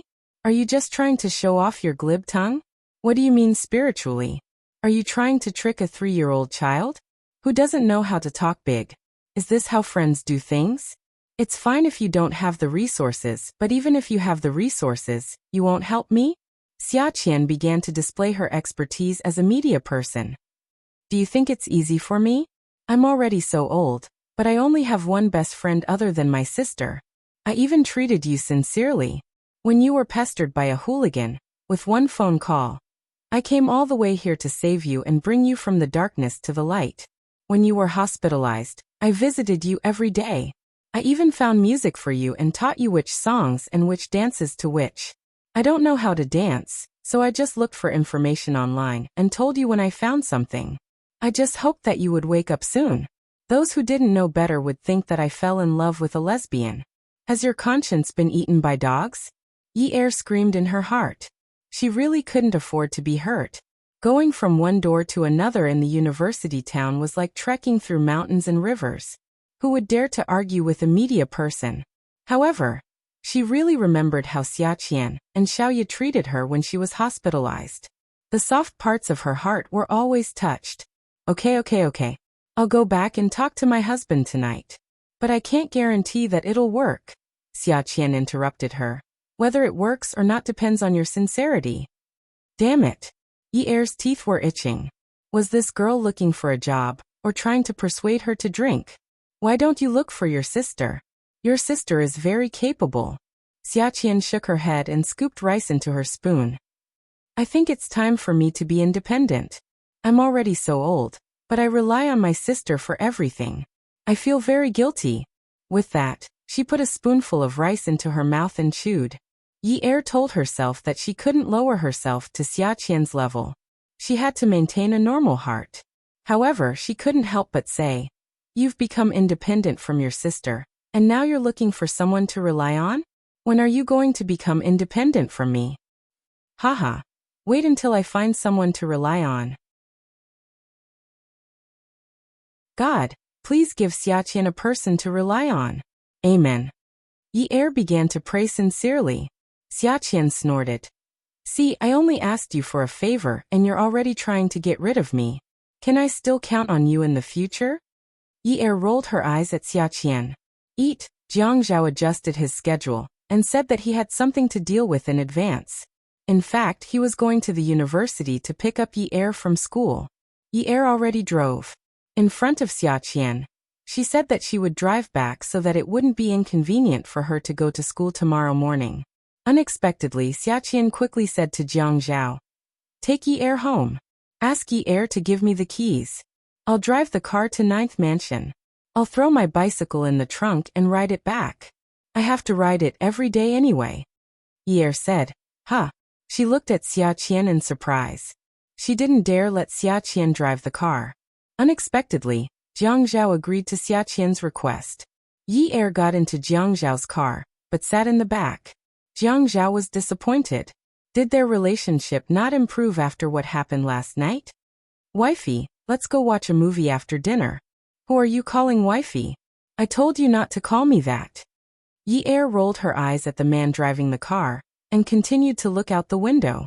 Jiang Zhao's passion was like a fire being poured with a bucket of cold water, but he continued to pull the wind and reignited the fire. "Of course I'm calling you. Who else do you think I'm calling? There's only one woman named Yin Yi on my marriage certificate. Aren't you Yin Yi?" Yi Er knew that she was drugged last night, but she didn't want to expose this layer of paper. "I can't be bothered with you. Stay away from me in the future. Even if you can't be bothered with me, you still have to care." Jiang Zhao hummed a little. "Last night, you promised me that you wouldn't get a divorce, that you wouldn't ignore me, and that you wouldn't live separately from me. That's why I'm with you." Jiang Zhao. At first, Yi Er only felt awkward in her heart, but now, she had completely turned into an angry little lion. Jiang Zhao's words were to remind her that she had forced herself on him last night, and he had been forced to have sex with her because of those tempting conditions. But the main culprit was him. "You called me hubby last night. Why are you so fierce now?" Jiang Zhao clearly felt that he couldn't be as petty as Yi Er. In any case, she had to admit it even if she didn't want to. He had evidence. "What nonsense are you talking about?" Yi Er knew that because of the drug, she had been forced to cry out like a kitten last night in order to squeeze Jiang Zhao dry. Calling him hubby made her tremble all over. "Let me tell you, Yin Yi, you told me before, you admit it. Don't try to deny it now. When you rushed into my room, pressed me down on the bed, and took off my clothes, why didn't you talk to me with such an attitude?" Jiang Zhao. "You still have the face. You drugged me. Do you think I don't know if I don't say anything? I originally wanted to leave some face for you, but now you don't want any face at all. If you don't want it, then don't want it. I can't be bothered to leave it for you. I don't understand what you're talking about." Although there was a sense of awkwardness from being seen through, Jiang Zhao had more experience than Yi Er, so he concealed his emotions rather quickly. "What drug?" Yi Er leaned against the back of the back seat and crossed her arms. "Jiang Zhao, stop acting. I know everything. How despicable are you? I ignored you, so you drugged me. If you have the ability, do it again. If you give me this drug again, I'll go out and find another man to cure me." "You dare." "I dare. Try it if you don't believe me." "I'm not going to try. I don't care about such despicable methods." Jiang Zhao thought to himself. Just because he didn't care about despicable methods, it didn't mean that he wouldn't use them. "I won't pursue what happened last night. Don't try to take a mile after taking an inch. Yin Yi, you said that I drugged you. Show me some evidence. If you don't have evidence, don't slander me like this." The two of them quarreled all the way home. At night, Jiang Zhao barged into Yi Er's bedroom with his pillow. Yi Er said in surprise, "What are you doing here?" "I'm here to sleep." Jiang Zhao threw the pillow on the bed confidently, lifted the blanket, and went to sleep. As soon as he fell asleep, he hugged his wife and wrapped his legs around Yi Er. Finally, he closed his eyes and fell asleep. No matter how much Yi Er pinched, twisted, or pushed him, the man slept like a pig as if he had been drugged with sleeping pills.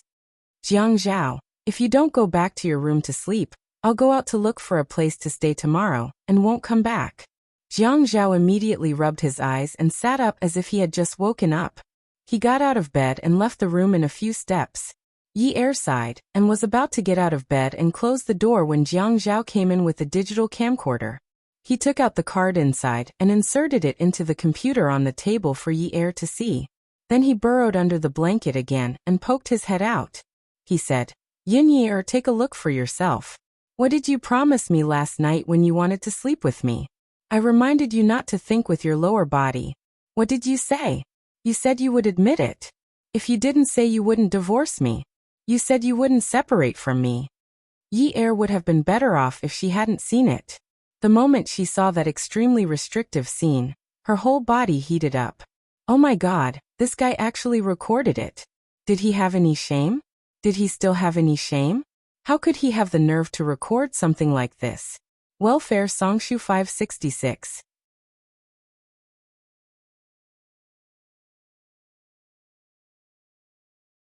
Chapter 644. Yi Er wanted to crawl under the bed and hide under the bed. Jiang Zhao couldn't take it anymore. Although he was exhausted last night, the scene was replaying now.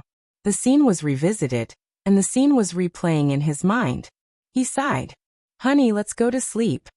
When he heard the sound from the computer suddenly stop, he thought Yi Er was going to turn off the computer and go to sleep. But when he got up, he saw that the computer was deleting. He jumped up from the bed, hugged the computer, and hid by the door. He didn't click on the confirmation button and immediately exited. It wasn't easy for him to get this result. How could it be deleted just like that? What a pity. It was such a shocking video. Jiang Zhao ejected the memory card from the computer and put the computer on Yi Er's dressing table. "Honey, let's go to sleep." "Jiang Zhao, come and sleep. If you dare to sleep in my bed tonight, I promise to go out and look for a place to live tomorrow. Anyway, this house is a wolf's den. Who knows what you'll do to me next day." Yi Er got on the bed and laid down. "Come and sleep." Jiang Zhao heard Yi Er's calm tone, and his heart tightened. He couldn't be thick-skinned anymore. He squeezed the memory card in his hand and said, "Good night." Then he turned and walked out the door. Jiang Zhao returned to his room. He lay on the bed and couldn't fall asleep. Love a person needs how long? Hate a person needs how long? From love to hate a person needs how long? After hate, will you continue to love? The room was very quiet. He turned off almost all the electrical appliances, and the doors and windows were closed. But his watch was on the bedside table. The sound of the mechanical gears was infinitely amplified in his ears. It was like a big gear in a big processing plant making an unpleasant sound. It felt like someone was stuck in the gears. The gears kept turning, and the person was crushed into a bloody mess, screaming in pain. He didn't understand why he would think of such a scene. Just as he said to Ouyang Sheng, his work and life were greatly affected because of that incident. He had to think about how to make Yi Er laugh almost every day. Human nature was not like this, but it had to be like this. He didn't know how much he loved her, but he knew that she hated him. Now he was like a person standing outside a large gear, feeling like someone was going to push him in. That bloody and mangled appearance was really disgusting. He started to hate himself. "I hate myself now." Southern Family Garden Zhou Li was applying her makeup in front of the mirror. Yuan Shichang stood behind her and held her shoulder. "Xiaoli, there's hope." His words were full of emotion and relief. "Oh." The family Ouyang servants released some shocking news. "Your daughter caught Jiang Zhao in bed and even hit the Ouyang Yan. Her face was so swollen that she still hasn't gone to work." It's not surprising that no one knows about Ouyang Sheng's nephew, but have you thought about it? If this matter gets out, Jiang Zhao will be forced to divorce. Moreover, if he gets involved with the family Ouyang, who has a background in the casino, Jiang Zhao's future will be affected. I don't have to be too afraid of him. Yuan Shichang was very excited as he described it vividly, but Zhou Li was already having a variety of expressions. Caught. Caught in bed? You're saying that Jiang Zhao has another woman behind Yi Er's back? You don't know, right? Haha. Why would your daughter tell you about this? She doesn't even treat you as her mother. Zhou Li's heart was filled with bitterness. She wanted Yi Er to get a divorce, but when she heard Yuan Shichang say that Jiang Zhao had an affair, she felt sad for Yi Er. Before she could apply the lotion on her face, She stood up, picked up a fur coat in her bag, and got ready to go out. Where are you going? Jolie had already reached the entrance and changed into her favorite high heels. They were a magic weapon that could add points to her temperament. I'm going to 9th Mansion. It's the middle of the night. Yuan Shichang was very unhappy. Don't tell me you're going to see Yin Hongwei? Don't think too much. Just as Jiang Zhao was tossing and turning, unable to fall asleep, he received a text message from Yi Er. Jiang Zhao, don't do those things to me in the future. Give each other some freedom, and let me liberate myself, okay? If you don't let me forget about that matter and rush to be with me again, it won't do either of us any good. I'll always be bothered and can't let it go. Actually, I really want to let it go, but I need time. Jiang Zhao looked at the text message and saw what she said. Actually, I really want to let it go too. Actually, she wanted to let it go too, but she couldn't. Okay, from tomorrow onwards, I won't interfere with you anymore. Do whatever you want to do, no matter what. I'll wait for you to come back. Jiang Zhao sent this text message, deleted it, and changed it. It took him nearly half an hour. He wanted to be strong and domineering. He wanted to say that he wouldn't allow it. But when it came to things like standing, it was never clear. He was the one in the wrong now. He had no position or right. What he needed was to give her time and beg for her forgiveness. The doorbell downstairs rang continuously. Yi Er knew that her father would open the door, but she still got out of bed. When Jiang Zhao heard Yi Er open the door, he also got out of bed. Yin Hongwei looked at Jolie at the door. His mouth opened, but he didn't say anything in the end. He let out a soft, trembling sigh. Mom.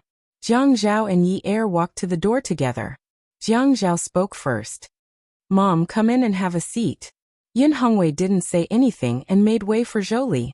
The moment Jolie entered the door, she didn't even take off her high heels. She stood in the shoe-changing area, one hand gripping her bag tightly while the other was stretched out. She raised her head and slapped Jiang Zhao's face harshly. You're so shameless. Yi Er quickly grabbed Jiang Zhao, touched his face and shouted, Mom! Yi Er was a little angry. His mother knew that Jiang Zhao wouldn't fight back, but she still hit him so hard. Jiang Zhao was stunned. At the same time, he saw the fire in Jolie's eyes and vaguely felt something. Yin Hongwei was shocked. He grabbed Jolie. Jolie! Jolie pushed Yin Hongwei away and glared at him. She roared fiercely, Yin Hongwei, you're useless. You didn't even leave money for your daughter when you went to jail. You couldn't afford to raise your daughter, so you made her work at a nightclub to earn money to run your lawsuit. She didn't divorce a man who was caught in bed with her. Isn't it all because of you? Because of you this burden. Because of you.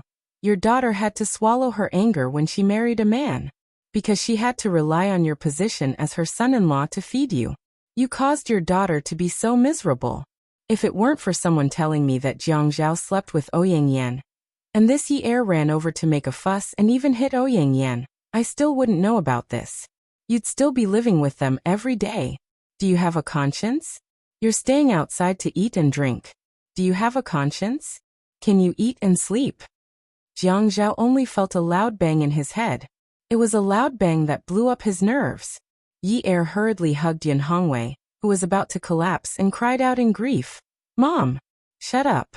Jolie! Go away. You shut up. Jiang Zhao returned to his senses. He took a large step forward and used even more strength to support Yin Shichang's body. Yin Hongwei felt like he couldn't breathe or breathe. His chest was blocked by a surging, metallic stench that wanted to rush out like magma. The pain was so intense that he felt like his life was about to end. At this time, he felt that the tears that flowed out of his eyes would definitely be bright red. He never thought that his existence would cause his daughter to live so bitterly. Yin Hongwei struggled to pry open Jiang Zhao's hands. Looking into his eyes were filled with pain that made him wish he was dead, but his voice was already weak. Jiang Zhao, I'm begging you. Divorce Yi Er. I'm begging you. Fresh blood flowed from the corner of his mouth. Like a plum blossom blooming in winter, it dripped onto the bright and clean floor tiles of the shoe-changing area. The smell of blood suddenly filled the air, causing Yi Er to cry like a madman. This was the second time Yin Hongwei had been hospitalized after being released from prison. Both times it was due to excessive stimulation. However, Yi Er understood that there was only one person who could give her father this kind of stimulation. That person was her mother, Jolie. A person's unbearable heartache for another person was because they cared. Her father cared about her mother's every word. While those words added fuel to the fire of her past suffering, they also expressed her mother's serious contempt and disdain for her father. Her father cared about the pain she had suffered in the past. Catch the traitor in bed? There was no need to say anything else that hurt his self-esteem. This was enough to make a father grieve. No man could accept his own daughter being a prostitute, and the purpose of being a prostitute was to help him run a lawsuit.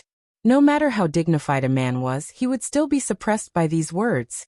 Hearing the sound of the ambulance again, smelling the smell of disinfectant that she had inhaled because of her father, Yi Er stared blankly at Jolie in the quiet and eerie corridor outside the resuscitation room. She didn't let Jolie leave. She let Jiang Zhao forcefully drag Jolie to the hospital. Yi Er pulled Jolie from Jiang Zhao's arms. Jiang Zhao held Yi Er's arm and said, "Yin Yi, calm down, okay? Dad will be fine." Yi Er looked at Jiang Zhao and shook her head gently. Zhao, don't come over. I want to talk to my mom." Jiang Zhao let go of her hand. He was so annoyed that he wanted to go to the corridor to smoke a cigarette, but he didn't dare to turn around. He only nodded at Yi Er. "Go ahead. I won't go over."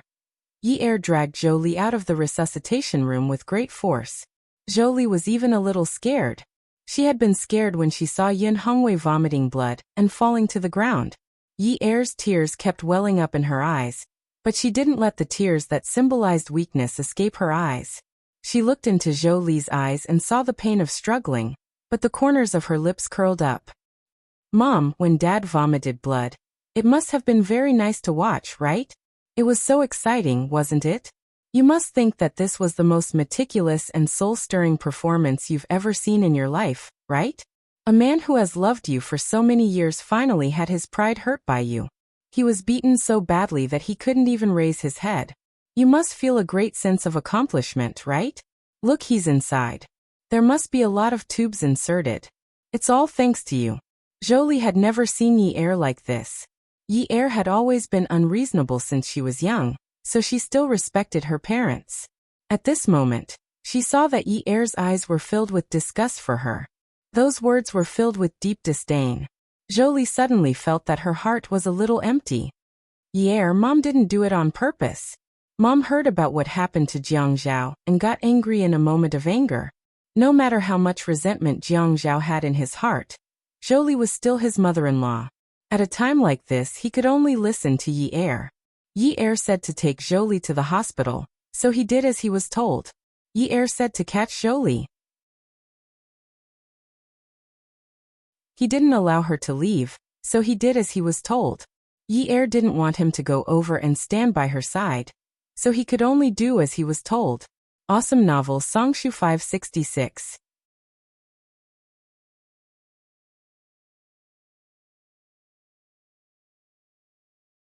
Chapter 645. However, the fear and uneasiness in her heart grew stronger and stronger. It was as if her heartbeat had been placed in a secret dark room. The sound echoed loudly in the dark area, creating a terrifying rhythm that made one's heart and soul tremble. Looking at Yi Er's expression, perhaps only he knew what Yin Hongwei, Si Jia, and Yi Er meant to her. Yi Er had always hoped to have a family with her family. She had said before that she wanted to have a family. She needed that little bit of warmth to penetrate her. She wanted to get back the things she had lacked in the past, the life she had lost when she was 17 years old. Those were very important to her, and they would make her feel at ease. Angry. Yi Er's spirit seemed to have suffered a huge blow. She hugged Jolie's shoulders tightly. She was very tall, and Jolie was not necessarily taller than her even though she was wearing high heels. Instead of hugging her shoulders, it was more accurate to say that she was tightly strangling her. "Mom." Yi Er chuckled. "Aren't you embarrassed? Aren't you embarrassed to say Mom didn't do it on purpose to me? Do you feel at ease when the word Mom comes out of your mouth? You asked if Dad has a conscience. What about you? What right do you have?" Yi Er bent her back and rested her head on Jolie's shoulder. She pressed her lips against the side of Zhou Li's face, who was already trembling slightly.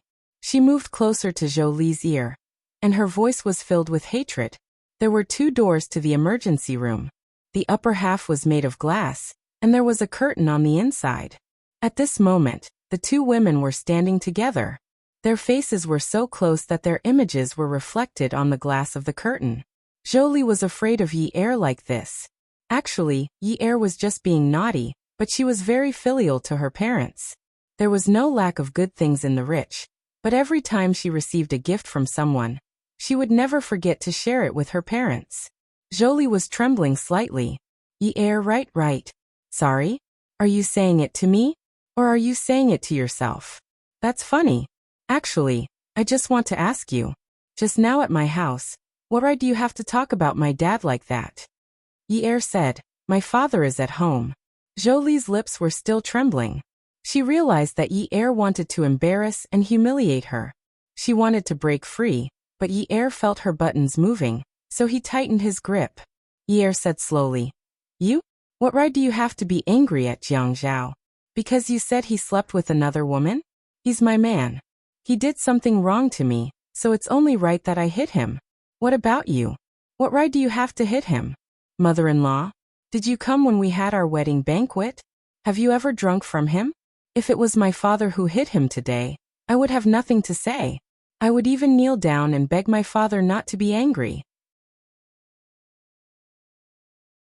I hid it from him because I didn't want him to worry. But I don't think it's necessary. You don't have the right to hit Jiang Zhao. You don't even have the right to call him shameless. Jiang Zhao did everything that you should have done for me. You should be grateful to him. Grateful that he took me as a burden and didn't drag you down, right? If it wasn't for Jiang Zhao taking me in, aren't you afraid that I would be forced to look for you in desperation? Jiang Zhao could hear it. He was standing not far away. He exhaled and turned around. His palms slowly clenched into fists. The more he clenched them, the tighter they became. Yi Er's choked and trembling voice hammered at his heart. Pain. Zhou Li opened her mouth in shock. Her eyes were getting more and more wet. She couldn't tell if the curtain behind the glass was white or light blue. Yi Er laughed self-deprecatingly. Now you care? Now you're saying that you're angry? You said that I sat in a nightclub? Stage. I sat in a nightclub? Why didn't you get angry when I was on stage? I caught Jiang Zhao sleeping with another woman. Just because of that, you have the right to be angry? You didn't get angry when he saved me from the gangster's knife. You didn't get angry when he snatched me back from under the wheels of the killer. You didn't get angry when he found a better school for Xijia. You didn't get angry when he married me. You didn't get angry when he gave me a big house to live in. You didn't get angry when he put his money in my hands. You didn't get angry when he put up with pressure to get my father out for medical treatment. Now that there's some trouble, you're angry. If you're angry, you'll anger my father to death too. You'll be satisfied. Yi Er's voice was very low. He was like a ghost in the dark night, casting a suffocating curse. Zhou Li's body started to tremble. You said that you're angry. Tell me why? Because you love me? Because you care about me? Because you're afraid that I'll be wronged? You heard that my man is having an ambiguous relationship with another woman. You're upset, you're heartbroken. You think that since I'm your daughter can't bear to be wronged? Yi Er sniffed hard and looked at the reflection in the glass. You said that I'm living in silence. Madame Zhou, do you know that before I met Jiang Zhao, I was living in silence even more than I am now? Do you know that? Do you know why I had to suffer in silence in the past? Because I don't have a mother, my father is in prison, and I don't have any skills. I can only work as a waiter in a nightclub. You said that my father is a burden, but I don't think he's a burden at all. Do you think he wants to be like this? He's a gentle man. He's smart and can do business, but he can't do it now because he's carrying a case. But I'm still willing to look up to him like before, because he never gave up on me. When he was at his toughest, he also wanted me to live well. When you say that he's useless, how useless are you? He's afraid that his daughter will put herself in danger. Every time I visit him in prison, he always says that he's fine. But do you know what kind of life there is? In order to make him confess, those people will do anything. In the past, I didn't know why I rarely saw my father in the summer. Now I understand. He doesn't wear much in the summer. He's always injured. He's afraid that I'll be sad if I see him. I believe that he'll suffer more humiliation.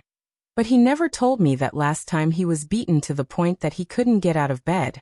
I went to see him, but he didn't want to see me. I saw him in pain on the bed from the surveillance camera. In that kind of environment, he still comforted me. He said that he'll be fine. He told me not to cause trouble for him. He told me to go to school, but I still wanted to save him. Madame Zhou, do you know why? Because every time he comforted me, he let me know that I have a father. My father loves me. He loves me so much that he doesn't let me run around. I feel love. A father's love for his daughter.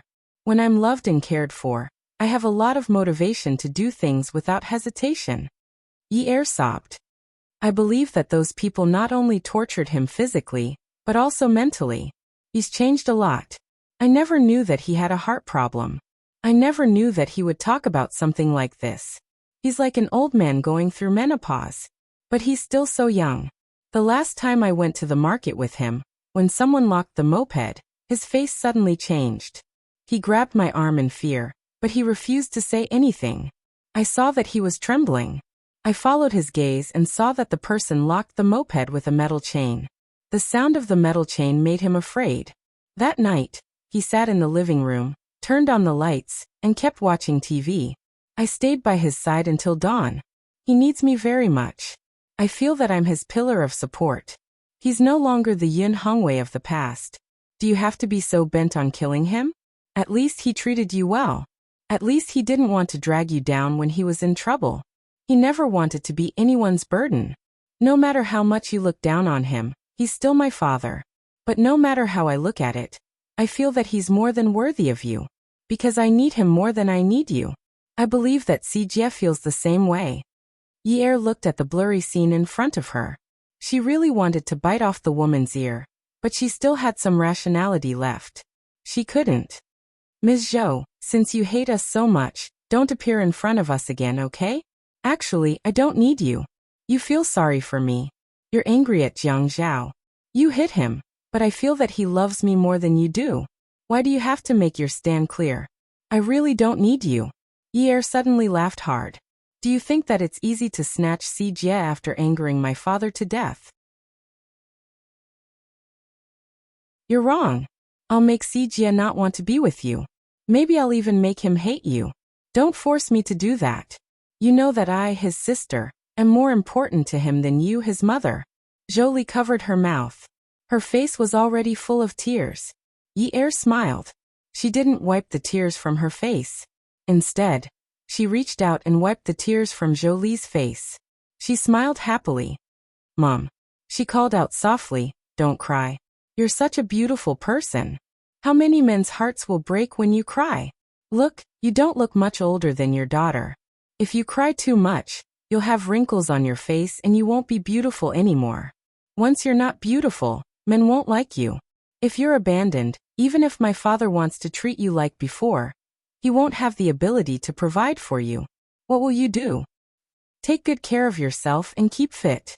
Make sure that your face doesn't change shape. Don't add wrinkles to it. Don't let it fade away. This was the first time Yi had used such vicious words since she met Jolie again. She didn't care about the other party's feelings. She sighed and looked up. God, if you think I'm unfilial, strike me with lightning when I leave the house later and kill me. Jolie immediately covered Yi mouth. Yi, don't say that. Don't say that. Yi was still hugging Jolie. She slowly slapped her hand away. Don't worry. If I'm still alive tomorrow, it means that God agrees with what I said. Jiang Zhao kept listening. He promised Yi that he wouldn't go over, but he didn't know how long Yi was going to say this. He didn't know if those words could hurt a woman like Jolie, but he knew that Yi's heart must be completely broken. Without asking for Yi's permission, Jiang Zhao went over and pried her hands off Jolie's shoulders. He pulled her into his arms. Yunyi, after calling Yi's name, she felt her mouth dry. She opened her mouth and stroked Yi's back. After a while she said, go ahead and cry. If someone says no noise, I'll carry you to the rooftop and cry, okay? Sob. Ye hugged Jiang Zhao's waist tightly. I don't want to go to the rooftop. Sob. I want to stay here. I want to wait for the doctor to say that Dad is out of danger. Sob. Attention Hongcha 866.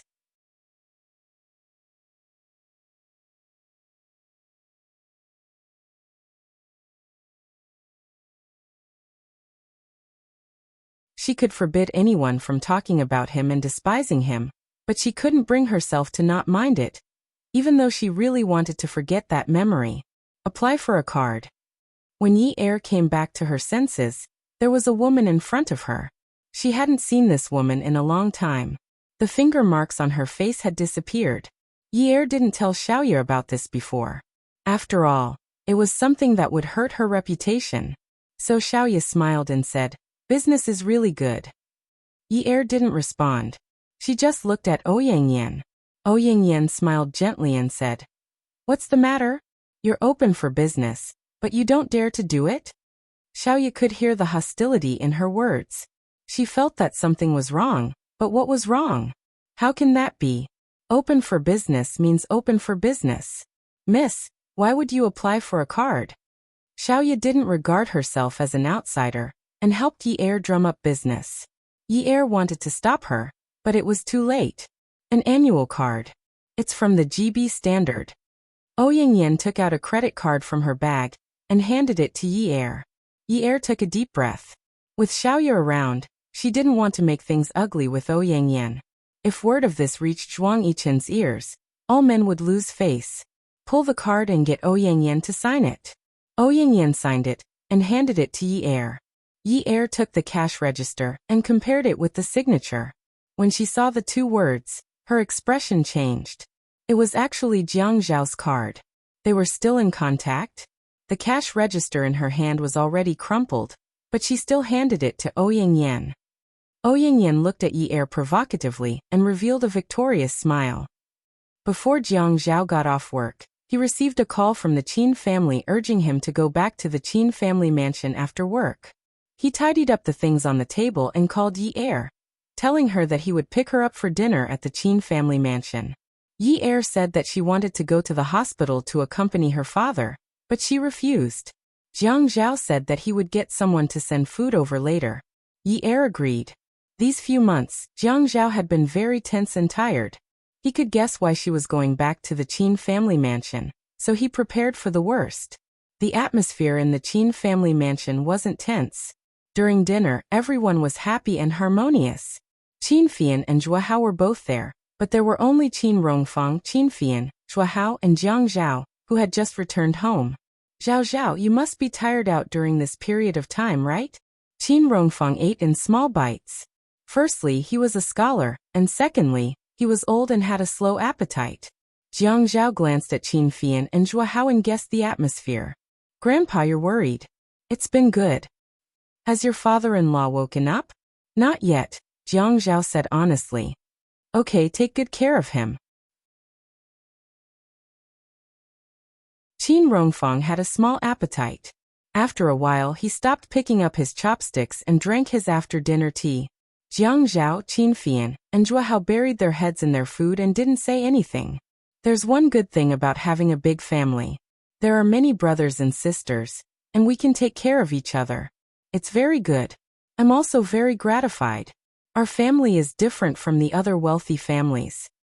As Qin Rongfang sipped his tea, he looked at his three grandsons who were eating with their heads lowered, and began to murmur to himself. The other wealthy families have different surnames, such as direct grandson, eldest grandson, inner surname, and outer surname. Our family doesn't have that. I treat everyone the same. In the future, none of my grandchildren will be short. Qin Rongfang's hair and eyebrows were all silver. At this time, his hair shone like snow under the light. His eyes held a loving smile, but his three grandchildren didn't raise their heads to look at him. He sighed softly. There's nothing I can't figure out. After living for so long, all my children and grandchildren are considered talents. Although Fian is often angry to the point of blowing his beard and glaring, but he's actually more mature.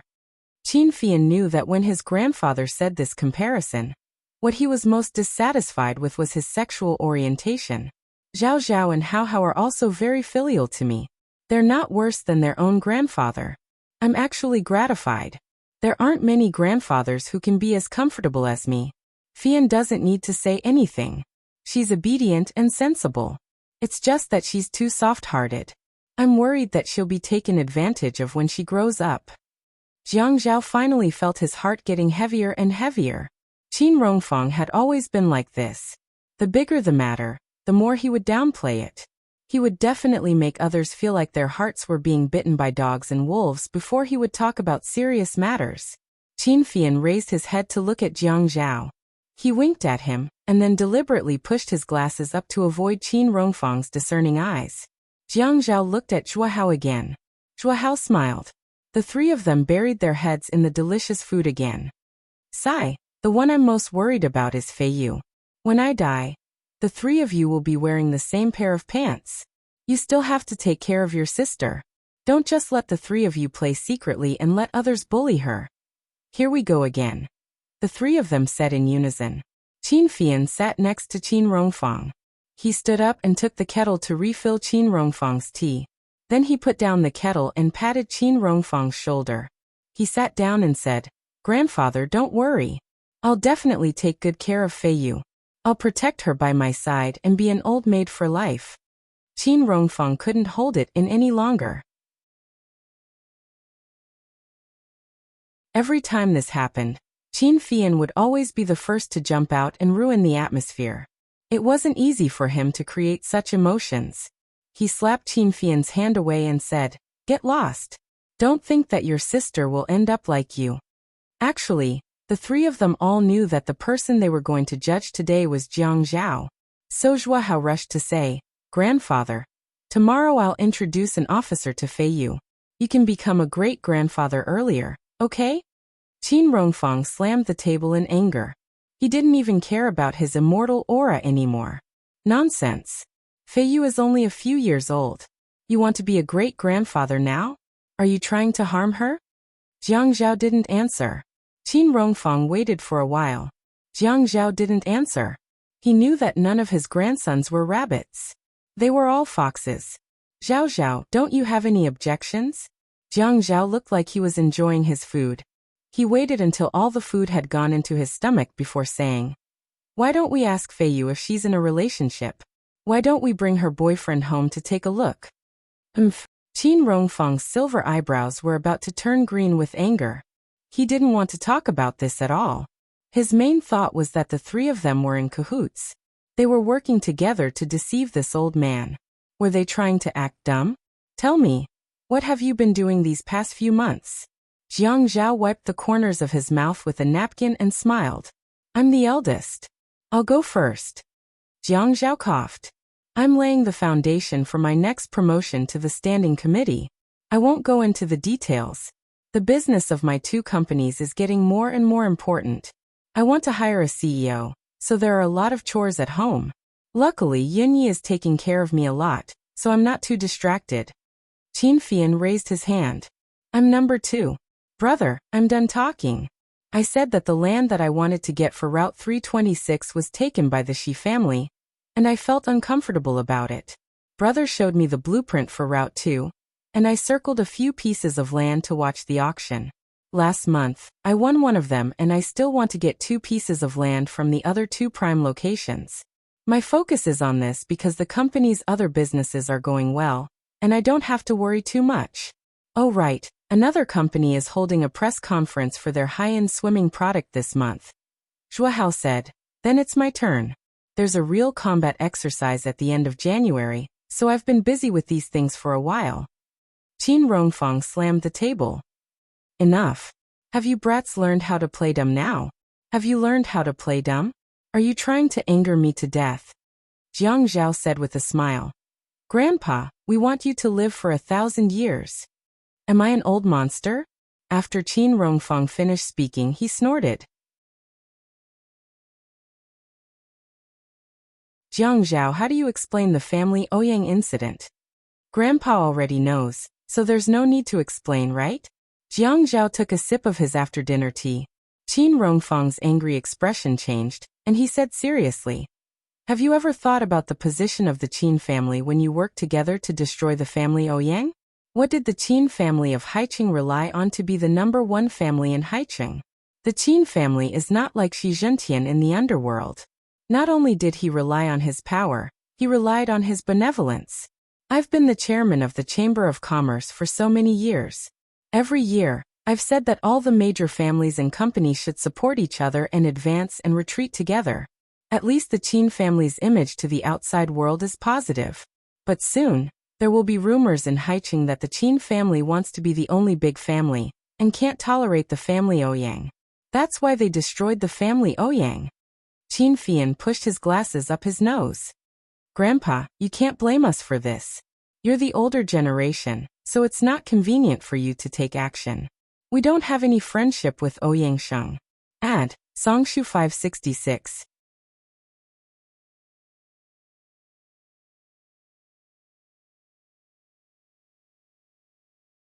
Chapter 647. Zhua Hao was a handsome and resolute soldier. He was more serious than Qin Fian when he spoke. Grandpa, if we intervene in this matter, my brother will do it alone. It will be easier for him to get into trouble. It's not like you don't know his temper. He did this because he couldn't take it lying down. If you want to talk about taking the big picture into consideration, we've already taken the big picture into consideration. Jiang Zhao was the last to speak this time. He looked at Qin Rongfang's reproachful eyes and said, Grandpa, if you want to blame someone, you can only blame me. It has nothing to do with Fian and Haozi. Because of that matter, my life has been completely messed up. I should have gone back to Jiang District to officiate the wedding, but I didn't go back.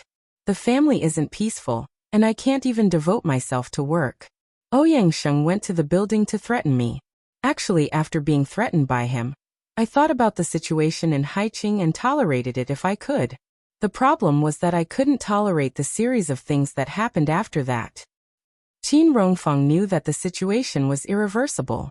In the past few months, the family Ouyang had encountered major problems one after another. There were product quality issues, illegal buildings being demolished, financial deficits being reported in advance, share prices plummeting, capital chain problems, workers going on strike, and recently, even the project with the Zhua family had problems. The family Ouyang couldn't get a loan, and Ouyang Yu couldn't use his connections to help Ouyang Jian get a loan. They couldn't continue working with the Zhua family. The termination of the contract was considered a breach of contract, but when something happened when the project was about to end, the Zhua family was the one who benefited. The outside world couldn't see anything fishy, but he knew his grandson's roundabout methods and methods. You're a man. What can't you tolerate? Didn't I ask you to marry Ouyang Yan before the divorce? Then wouldn't it be better to avoid trouble? Grandpa, is it possible to solve this matter by avoiding unnecessary trouble? Must you ruin Ouyang Sheng's reputation? And then the matter between you and that girl from the Yin family will be resolved. Even if it can't be resolved, I have to do this. Jiang Zhao's tone was calm at first, but it became more and more unyielding. He seemed to have forgotten that he was talking to an extremely prestigious elder. Qin Rongfang patted his chest. I'm so angry. Qin Fian reached out and patted Qin Rongfang's back. He knew that his grandfather was exaggerating a little, so he did the same. The action of patting the back was big and light, so it was useless. Grandpa, it's not that I want to criticize you, but being the chairman of the Chamber of Commerce is indeed a good thing. Can't you just sit there with your back straight and not feel guilty? Now someone is saying that the Qin family is having a family Ouyang? Did anyone say that I was taking revenge? No one said that, so why are you so anxious? Seeing that Qin Rongfang was so anxious, Qin Fian smiled and continued. Besides, we are your grandsons. What kind of deep friendship do you have with Ouyang Sheng? You have a good relationship with the Shi family, so when Unwu stole the land I wanted, I didn't even spare a fart. That's different, isn't it? Qin Rongfang glared at Qin Fian. Stop patting, it's worse than scratching an itch. Qin Fian raised his hand. Fine, I'm sorry, Grandpa. Zhao Zhao, where it's possible to make mistakes, let it go. Let it go? Give him a chance to come back from the dead and retaliate. Jiang Zhao chuckled lightly. Grandpa, I never thought of letting it go. Qin Fian recklessly interjected. Grandpa, I'll support brother to the end. Why don't you go abroad to relax? What the eye doesn't see, the heart doesn't grieve over. Zhua Hao agreed. Grandpa, why don't you pick a place with better scenery to relax? You bunch of stinks. Kid. I've already said so much and you still don't know how to repent. Grandpa, I don't think I've done anything wrong, so I don't want to change. Jiang Zhao leaned back. His voice was light, but his gaze was firm. Qin Fian added. Grandpa, as the saying goes, don't do to others what you don't want done to you. Don't tell me you encountered something like this in the past? Would you have tolerated it?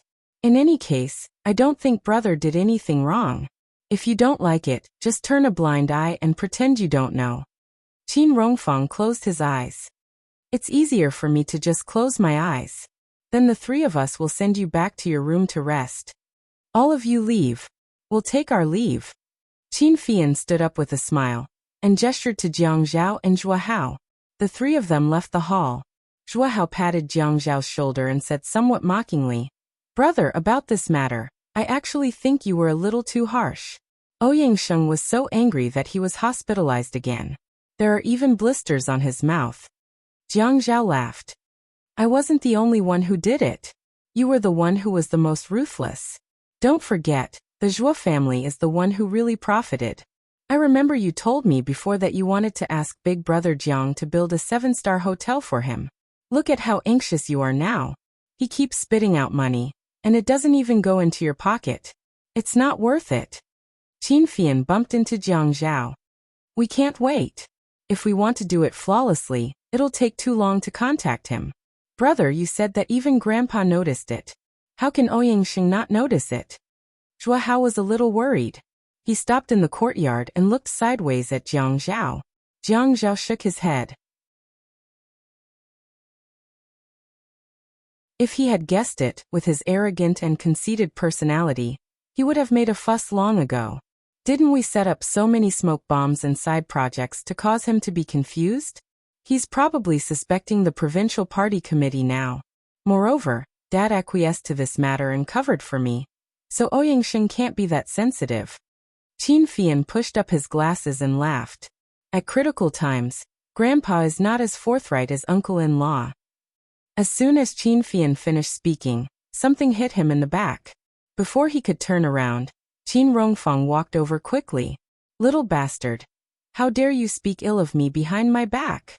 Qin Fian took a step to hide behind Jiang Zhao. Qin Rongfang pointed at his nose and scolded. If you don't give birth to a child of the Qin family by next year, I won't strip you naked. You'll be hung at Haiching's toll booth for public display. Jiang Zhao had heard Qin Rongfang say this more than once. He held the old man's shoulder and suggested in a friendly manner. Grandpa, why don't I help you contact the art school's teachers and say that they'll let Fian's body be a model for the students and charge them some money? Who knows, maybe they can even make a fortune. Maybe people from other places will come because of your reputation. Qin Fian pretended to be angry and said, Brothers are used to betray others, aren't they? Qin Rongfang didn't continue this topic. Zhao, Ouyang Sheng isn't easy to deal with. If he finds out that you're messing with him behind his back, his connections aren't to be trifled with. I know, things are almost done. This time Ouyang Sheng is under investigation. Once the bank connection is cut, it'll be difficult for him to even think about it. Ouyang Sheng just moved his company to another city before the new year.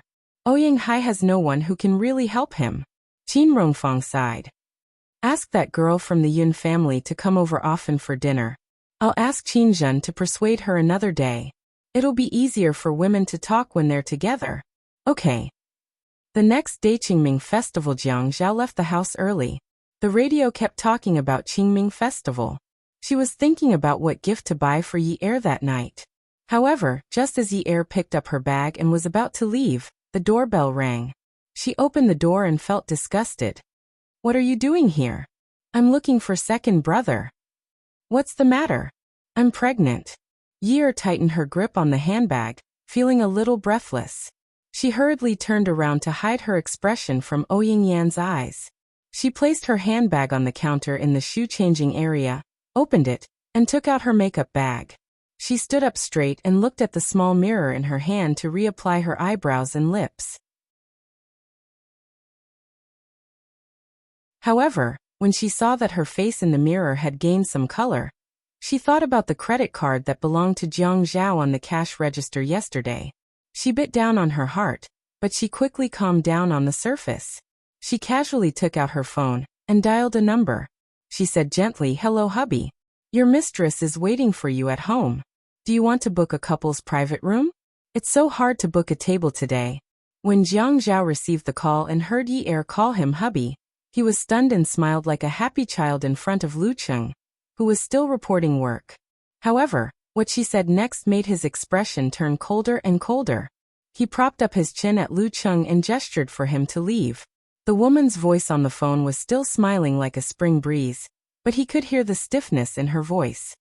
"You're going to be a father. Are you excited? Your mistress has brought you and her baby here to look for you." "Yin Yi, what nonsense are you talking about? What mistress? She was fine this morning." "Oh Yang Yan, isn't she your mistress? But a mother's status rises because of her son. I'm afraid she won't be your mistress soon. She'll be Mrs. Jiang, right? I have something to do today. I'm hanging up." Jiang Zhao's throat was on fire, and he couldn't make a sound. When he took a sip of water and was about to speak, Yi Er had already hung up. When he called again, her phone was turned off. Yi Er hung up the phone and smiled at Ouyang Yan, who was standing at the door. "Oh, how should I address you? Mistress, miss? My husband will probably be back soon. Wait for him at the door." After packing up her bag, she realized that Ouyang Yan was still staring at her with a smile on her face. Her smile was like spring water, so gentle that it made one want to hold it in their hands and drink it into their stomach. The corners of her mouth were slightly curled up. She was the perfect example of a lady from a wealthy family. No one could find any flaws in her.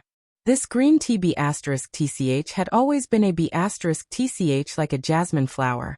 Ouyang Yan wanted to enter the door, but Yi Er pushed her and closed the door. He stood at the door and glanced at Ouyang Yan, who staggered and leaned against the wall. He sneered and said, "Be careful. This house was under my name when I bought it. This is a single-story villa. The place you're standing now is my territory. You came to my house without my invitation. Are you trying to steal something?" "Steal?" Ouyang Yan slowly stood up straight and regained her composure. However, she suddenly smiled mockingly. "Do I need to?" "Yes, it's my nature." Yi Er brushed past Ouyang Yan. "I have something to do. You can wait here." Ouyang Yan didn't expect Yi Er to react so indifferently after finding out that she was pregnant. "Yin Yi, or is it fun for you to hold on to Jiang Zhao like this? Things have already come to this point. Don't you feel guilty for holding on to the title of Mrs. Jiang? Now that I'm pregnant with his child, what do you think?" Yi Er was about to walk to the elevator. She admitted that she was angry with Ouyang Yan. However, when she hit Ouyang Yan last time and Jiang Zhao was whipped, she knew that her impulsiveness had caused the Qin and Jiang families to be threatened by the Ouyang family. This time she wouldn't be so foolish. The elders of the two families didn't do anything to her. She didn't need to make them angry. Attention Hongcha 866.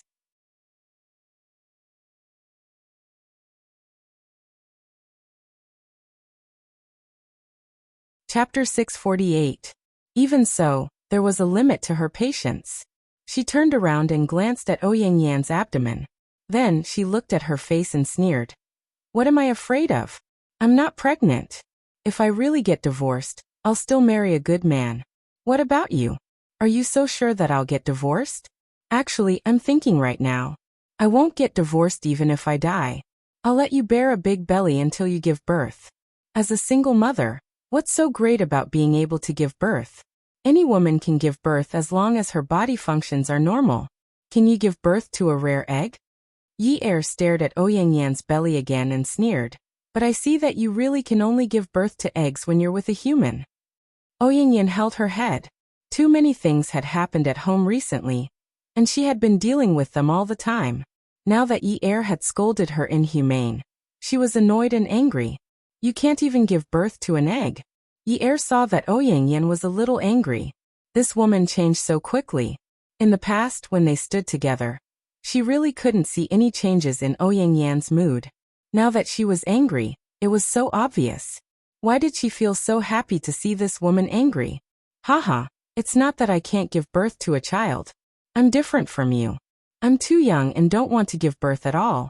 We haven't even spent enough time together. Wouldn't it be troublesome to give birth to a child? I'm different from you. You'll be lonely if you're alone.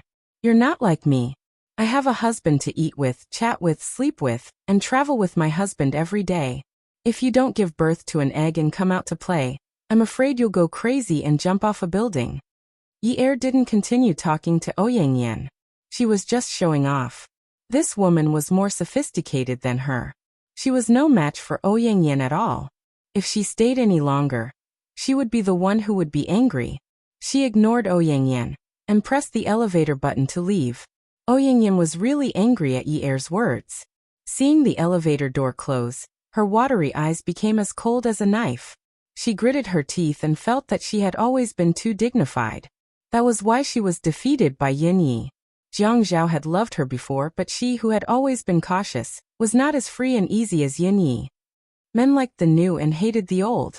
Jiang Zhao must have felt that a woman like Yin Yi was fresh and exciting. She couldn't understand the so-called true nature of a man. But she knew that men were not good people. They were all eating from the bowl and looking at the pot. When Ouyang left Ninth Mansion, she received a call from Jiang Zhao. Ouyang, what the hell are you doing? Second brother? Ouyang slowed down the car and laughed to herself. Ouyang, have you forgotten that you've always called me Yan Yan? Do you want to die? Who told you to look for her? It was just a light mockery, but when he stepped on the brakes, it turned into a guffaw. He laughed until tears came out of his eyes. She could hear the man's heavy breathing, and she could hear the sound of his teeth grinding. Since she was young, she had never seen Jiang Zhao angry. Although many people said that Jiang Zhao was not easy to get along with, and although he treated people well, he was actually a little cold and arrogant. Even so, Jiang Zhao treated her well, and was almost obedient. When they were young, she was the princess that everyone worshipped. After they got together, she was the princess in his hands. He had never lost his temper and shouted at her. He even viciously said that she wanted to die, didn't she? When Yin Yi hit her, not only did he not help, he even grabbed her hand and let Yin Yi hit her. After so long, he didn't ask if she was doing well, but asked if she wanted to die. Laughter, cries, and the sound of falling tears. Even if Ouyang cried, she had never cried like this before. Jiang Zhao had already returned to mansion number 9, but there was no one at home. He called Yi's cell phone, but she didn't pick up. When he called the store, the clerk who went there early said that the boss hadn't gone to work yet. It wasn't easy for him to calm down his life, but now it was a mess. He felt that God had made things for him, testing his endurance time and time again. Do you only have Yin Yi in your heart now? But I'm pregnant with your child. What should I do? Huh? Ouyang cried and laughed as she covered her mouth. Do you want to abandon your debt and live happily ever after with Yin Yi? Or are you dreaming? I won't do as you wish. That's great, that's great. Yin Yi must hate you to death. Why do I feel so comfortable? Ouyang wanted to continue, but Jiang Zhao hung up. Jiang Zhao was worried that something would happen to Yi, but he wouldn't let anything happen to her. The first thing he should do now was to find her. Yi went to the dance studio. She needed to find something to do. She couldn't think about Ouyang's pregnancy.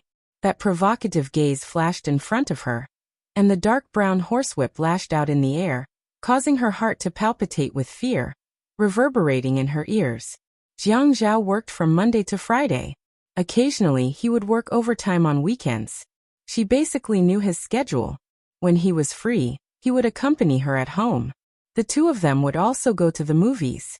Although they slept in separate rooms during this period, she felt that their relationship was becoming more normal. They were no longer like before, where they wanted to win or lose in everything. Most of the time, he would give in to her. Occasionally, he would get a little angry, but if that was the case, she would give in to him. At the end of the day, neither of them wanted a divorce. Even if she minded that matter, she still couldn't bear to part with him. especially when she felt how good he was to her. Sleeping in separate rooms must have made him hungry, right? In the past, she knew that if a man didn't have enough to eat at home, he would go out to eat. Xia Qian parked her car at the roadside. She got out of the car and called Xiaoya. Sis, I'm at Yi Er's office. I'll come over to look for you later. Xiaoya said. I'll come over to look for you guys later. After hanging up, she went to look for Yi Er. However, Xia Qian followed behind Yi Er and listened to her scolding people. First, she said that people didn't wipe the wall mirrors clean. Then, she said that the voice at the reception desk was impolite. Then, she said that someone was slacking off early in the morning. Xia Qian finally followed Yi Er to her office. She sighed and said, Yin Yi, are you like this at home too? Jiang Zhao likes a woman like you? Oh my god, he has such strong tastes. He likes a woman who nags like she's going through menopause. How can he like a woman with such a sharp tongue? Isn't this too tasteless? Yi Er had been angered by Ouyangyan's bitch attitude this morning. Now that she was provoked by Xia Qian, she almost stomped her feet. She was paired with Jiang Zhao, and Jiang Zhao was tasteless? The last time she beat up Ouyangyan, and let Ouyangsheng threaten the Jiang and Qin families, it was not what she wanted. This time, she did not vent her anger. Xia Qian happened to be there. She rolled up her sleeves and pounced on Xia Qian. But when she was about to push Xia Qian to the ground and tickle her, Jiang Zhao pushed open the door of Yi Er's office. Yi Er was stunned. She rolled her eyes at Jiang Zhao and stared at him angrily. Xia Qian turned and saw Jiang Zhao. Mayor Jiang, hurry up and drag this commoner's wife out of the office. She is going to turn the world upside down. When Xia Qian said that Yi Er was a commoner, Yi Er remembered Ouyangyan's noble and reserved manner. Who are you calling commoner? Who are you calling commoner? She stretched out her hand to strangle Xia Qian, and Jiang Zhao walked over. He bent down and picked up Yi Er from the floor. He looked at her coldly. Xia Qian stood up. She was an idiot and felt the atmosphere was weird. But her instincts told her that Jiang Zhao wanted to uphold justice for her. Jiang Zhao, you better teach your wife a lesson. She does not behave like a commoner's wife at all. She is such a B***tch. It's embarrassing to bring her out. Jiang Zhao turned and looked at Xia Qian angrily.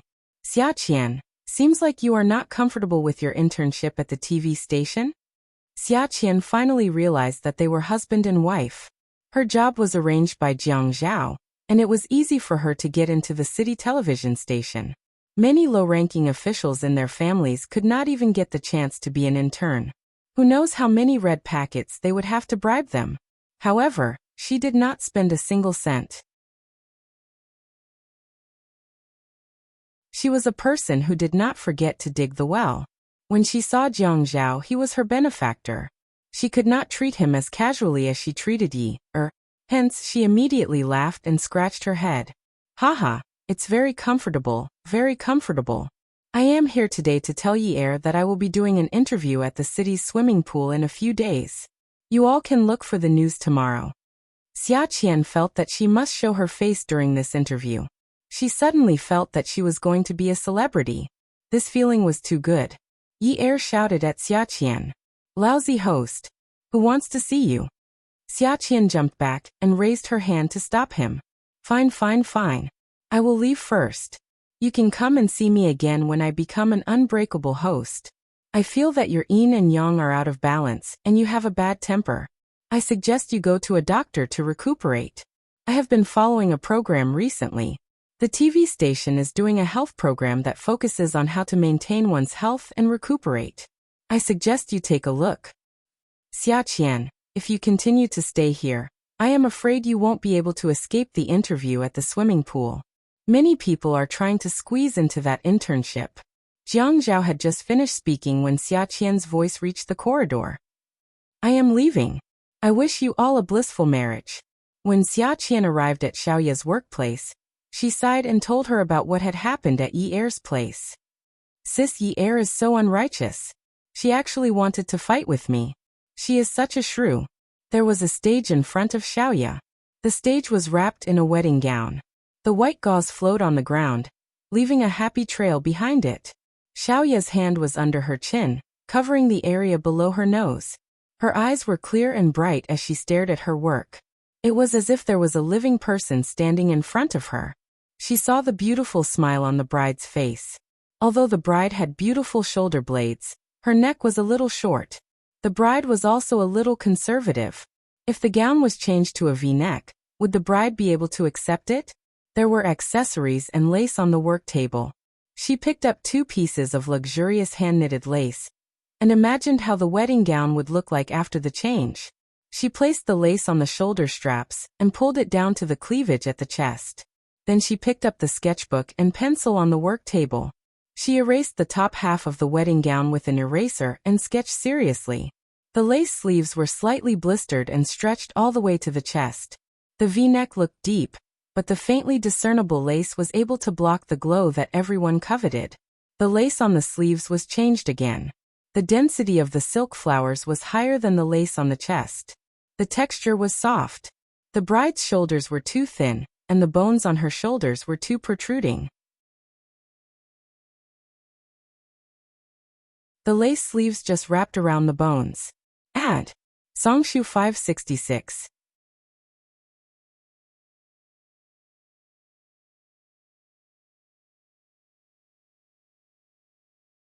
Chapter 649. Xiaoya looked at the draft and made a call to the client. Xiaqian thought it was boring to talk to herself, so she quietly watched Xiaoya work. Hello, Mrs. Ning, I'm Xiaoya. Yes. You too. How could I? You specifically asked me to design it myself. How could I let an employee do it? Yes, it's like this. I've changed the drawing again. I think it might be more suitable for you. Of course, I need your approval before I can change it. I'll draw a neat drawing later and send it to you. Take a look. Will it be better after I change it? Haha, no, our employees are very responsible, not just me. Okay, I'll contact you later. Xiaoya hung up the phone. Xiaqian looked at Xiaoya in a daze. Sis, you're a little schizophrenic. You're completely different at work and in real life. Xiaoya was still immersed in drawing and carefully comparing the patterns on the Lexus. Qian, when you work in the future, you have to be very serious and responsible. I've always been serious. You're just too schizophrenic. Xiaoya shook her head. It's not a split. It's an attitude towards work. Although I've never told you about my affairs, and you've always acted like you don't know anything, I know very well, and you've pretty much guessed it. Doing business is like growing up from a baby. We have to learn to walk and rely on others to encourage, support, and reward us. When we fall, adults will pick us up again. But during this time, we have to cherish and work hard, because it's sad to always need others' support. No one doesn't want to walk alone, then run, then climb mountains and conquer the land under their feet.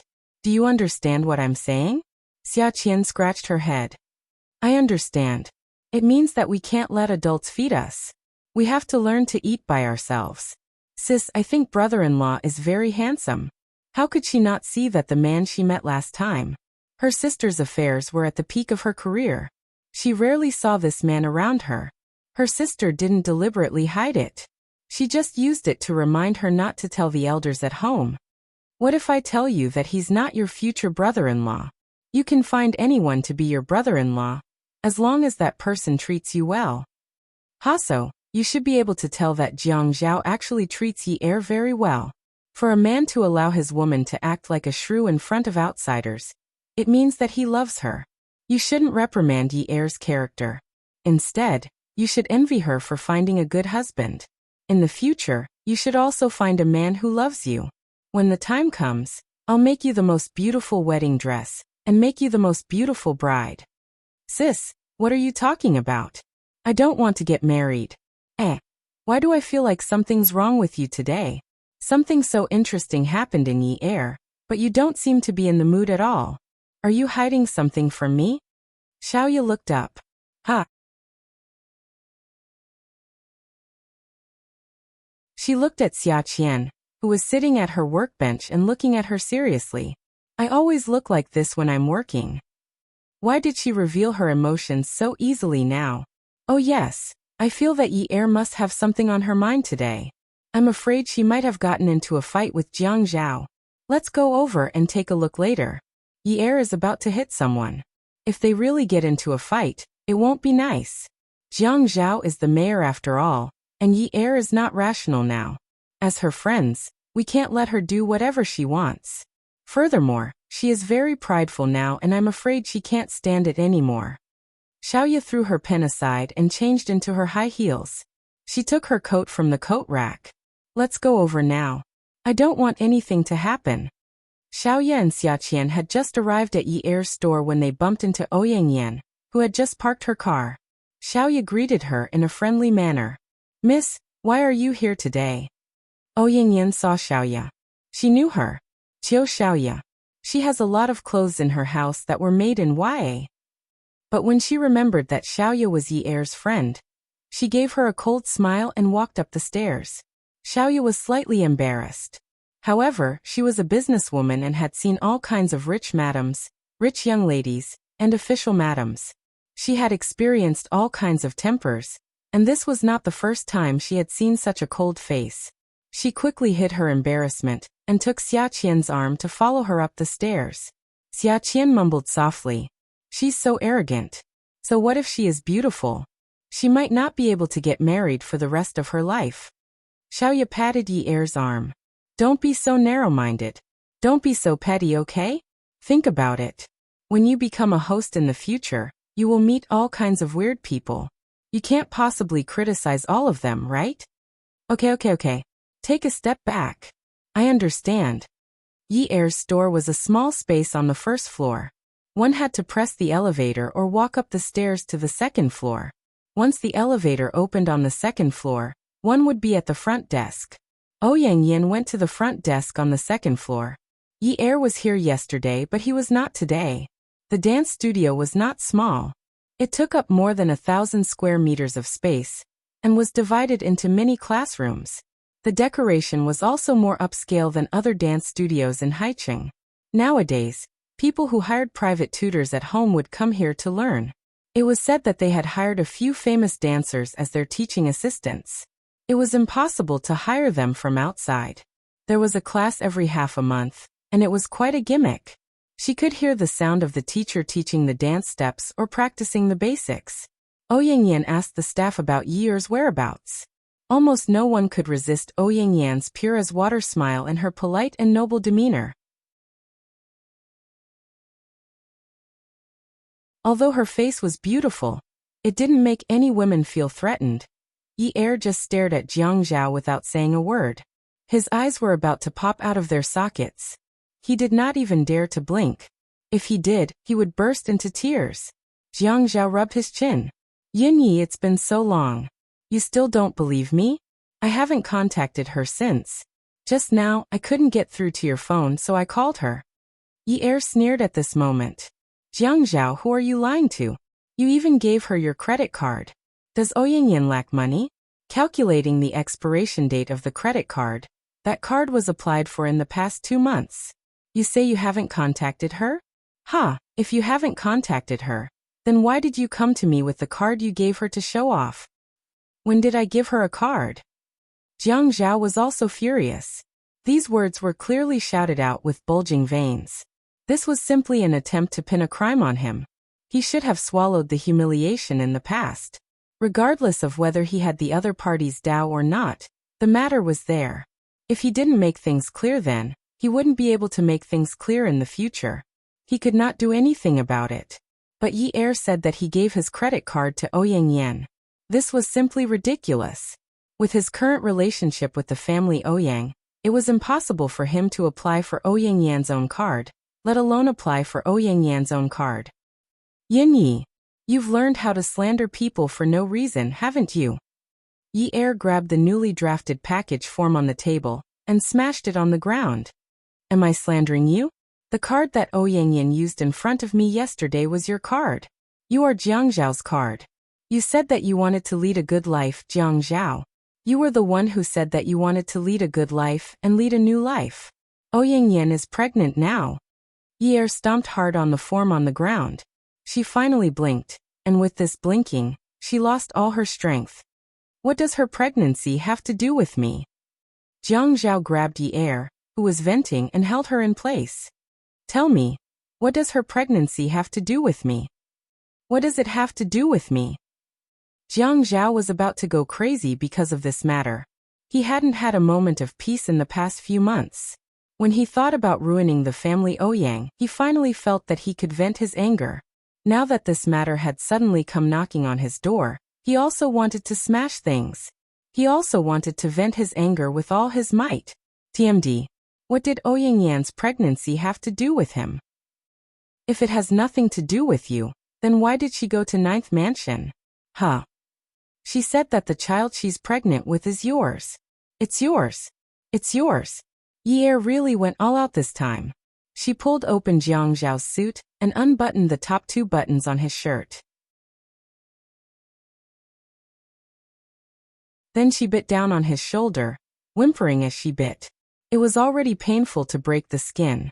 At this moment, Ye Er's tears dripped into the broken flesh. Jiang Zhao frowned and hissed. Yin Yi, you won't believe me for the rest of your life, right? If she says it's mine, then you'll think it's mine, right? Ye Er was trapped in Jiang Zhao's arms. The moment she let go of Jiang Zhao, she slumped back weakly. There was still some blood in her mouth. She was so angry that the lipstick on her lips had stained Jiang Zhao's shoulder. Her lips were stained with the blood from Jiang Zhao's shoulder. How am I supposed to believe you? Jiang Zhao. What about the child? What should I do? Jiang Zhao was so angry that his tall body was trembling. He reached out to grab Ye Er's shoulder and shook her forcefully. When he glared at Ye Er, his eyes were filled with anger and disappointment. I told you. It has nothing to do with me. I didn't sleep with her. How many times have I told you that I don't have any memories of that period of time? How many times have I told you that I don't remember sleeping with her? I don't feel anything at all, Yin Yi. You'll never believe me. If I slept with you, even if we didn't do it, even if we just kissed and hugged, there's no way I wouldn't remember it at all. Why won't you believe me? Jiang Zhao was already tired of explaining. Just as he said. How many times had he said it? How many times had he said it? But Ye Er always judged him based on what other men did. In her eyes, even if a man was caught in bed, he would say that he was seduced by another woman. Even though the office door was closed, the 3 people outside could still hear the argument inside. Even though Xiaoya was quick-witted when she heard the argument, she went to look for the supervisor and asked her not to come to the office. The supervisor was familiar with Xiaoya and knew that Xiaoya and Ye Er were good friends, so she agreed to let Xiaoya go. She even called out the person in the finance office and told her not to work for now. If anyone wanted to come to the office or finance office to look for Ye Er, the supervisor would stand at the end of the corridor and send them away. Xia Qian wondered if she should go in and persuade her. Xiaoya pulled her back and glanced at Ouyang Yan, who was standing beside them. She saw that Ouyang Yan was still standing there elegantly with a slight smirk on her face. She looked a little smug. Smug. She wasn't mistaken. This woman had heard the argument from outside the door and looked a little smug. Originally, Xiaoya wanted to ask Ouyang Yan to leave, but Ouyang Yan said that she and Jiang Zhao were friends. Now that she thought about it, something was wrong. If they were friends, why did Ye Er have such a reaction when she saw this woman yesterday? Xiaoya had a lot on her mind. She wanted to ask for an explanation, but Ouyang Yan had already taken a step forward and opened the office door. Mistress, come and see. Songshu 566.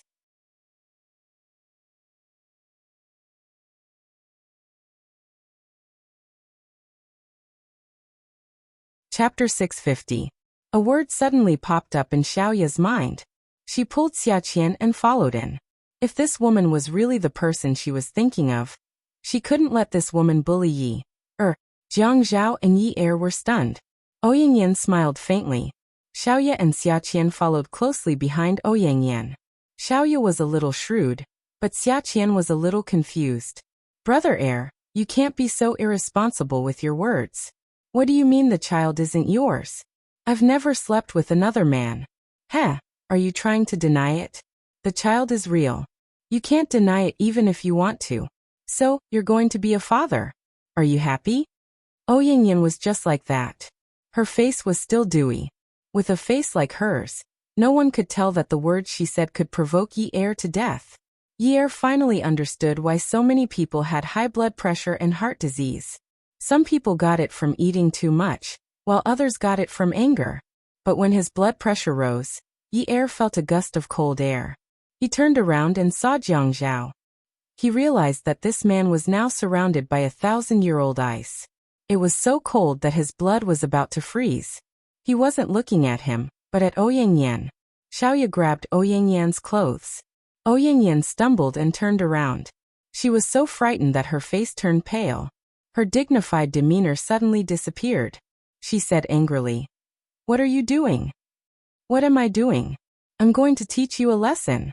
It wasn't that Xiaoya didn't want to hit Jiang Zhao, but this woman's words were really asking for a beating.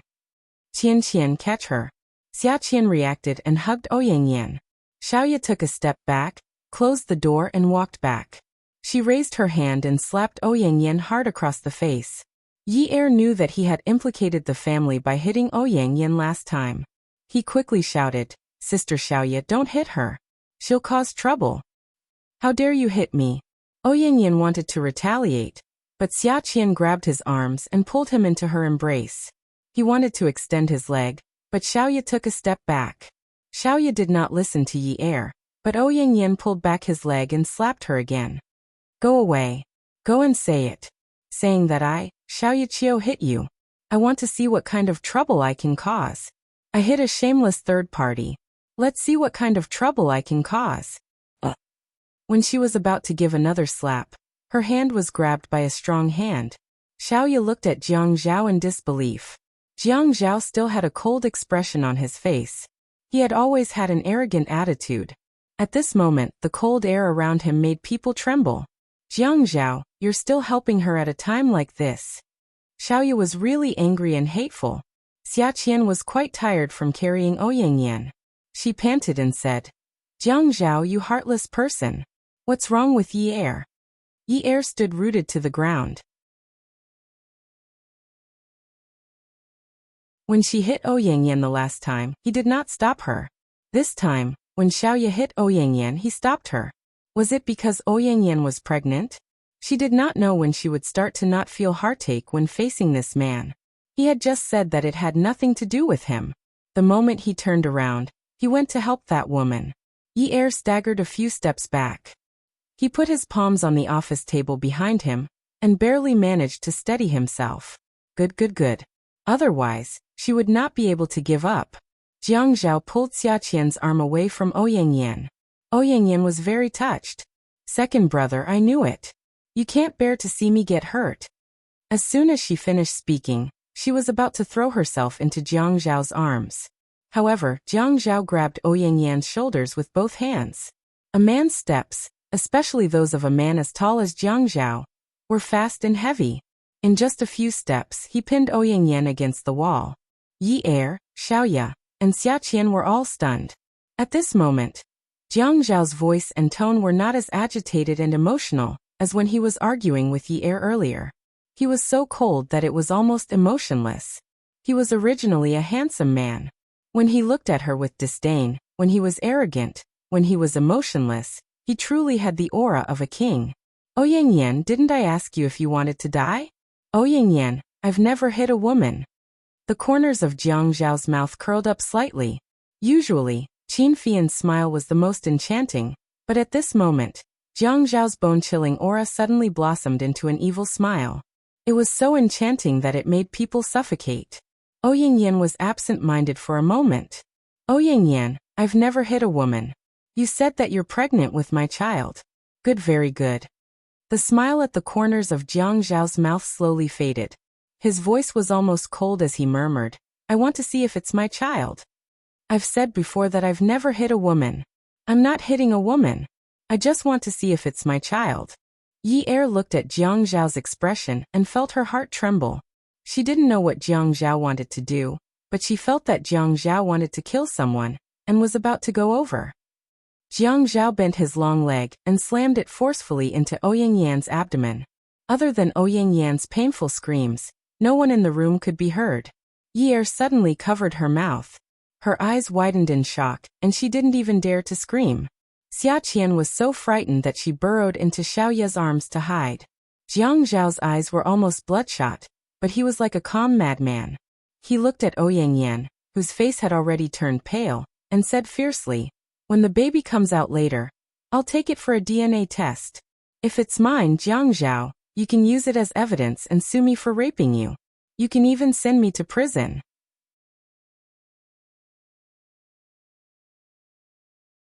As he said this, he lifted his long leg again and slammed it against Ouyangyan's abdomen. Ouyangyan felt a piercing pain in her lower abdomen. She saw that the man was actually looking at her with a calm gaze. He was so focused on her, but he was so cold, as if he was looking at a stranger. Yi Er's hand, which was supporting herself on the table, started to tremble. A woman's strength couldn't be compared to a man's. The last time she had hit Ouyangyan, she had only hit her face. But Jiang Zhao was different. His coldness was slowly entwined with a murderous aura. It wasn't as if Yi Er had never angered Jiang Zhao before. She knew that he had such a side to him. He was so fierce that he wasn't afraid of anything, and was so arrogant that he considered everyone beneath him. He wasn't the same Jiang Zhao that the outside world saw. She had been punished by him and knew how merciless he could be. Yi Er and Xiaoya rushed over at almost the same time, and pulled Jiang Zhao back. Xiaoya knew that the situation had reached a point of no return. Yi Er was definitely in a state of confusion. Xiaoya squatted down and hugged Jiang Zhao's leg. She wanted to lift it up again, but the man's muscles were as hard as steel. She couldn't control it on her own.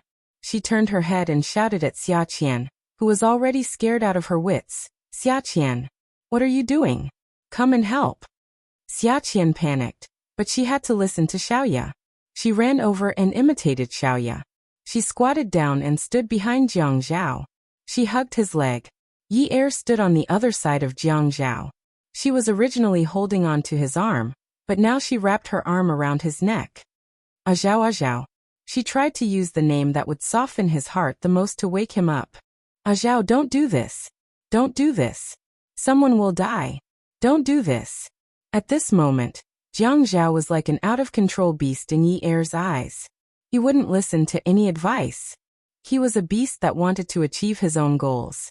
He wanted to get rid of the people who were invading his territory. "Azhao, someone will die." Yi Er was so scared that she kept repeating herself. Not to mention that Ouyangyan was pregnant. Even if she was a normal woman, how could she stand being treated with such force by a man? Jiang Zhao was still holding on to Ouyangyan's shoulder. He said coldly, "Is your stomach starting to hurt? Is there anything that is leaking out? If it does, I'll get a forensic doctor to come over and examine it." Yi Er's lips were trembling. She felt her entire body turn cold. She knew that Ouyangyan must be feeling cold as well. Ouyangyan's lips started to turn pale. Beads of sweat formed on her forehead. Her tears had been flowing for a long time, but they didn't move the man. She gritted her teeth and said hatefully, "Jiang Zhao.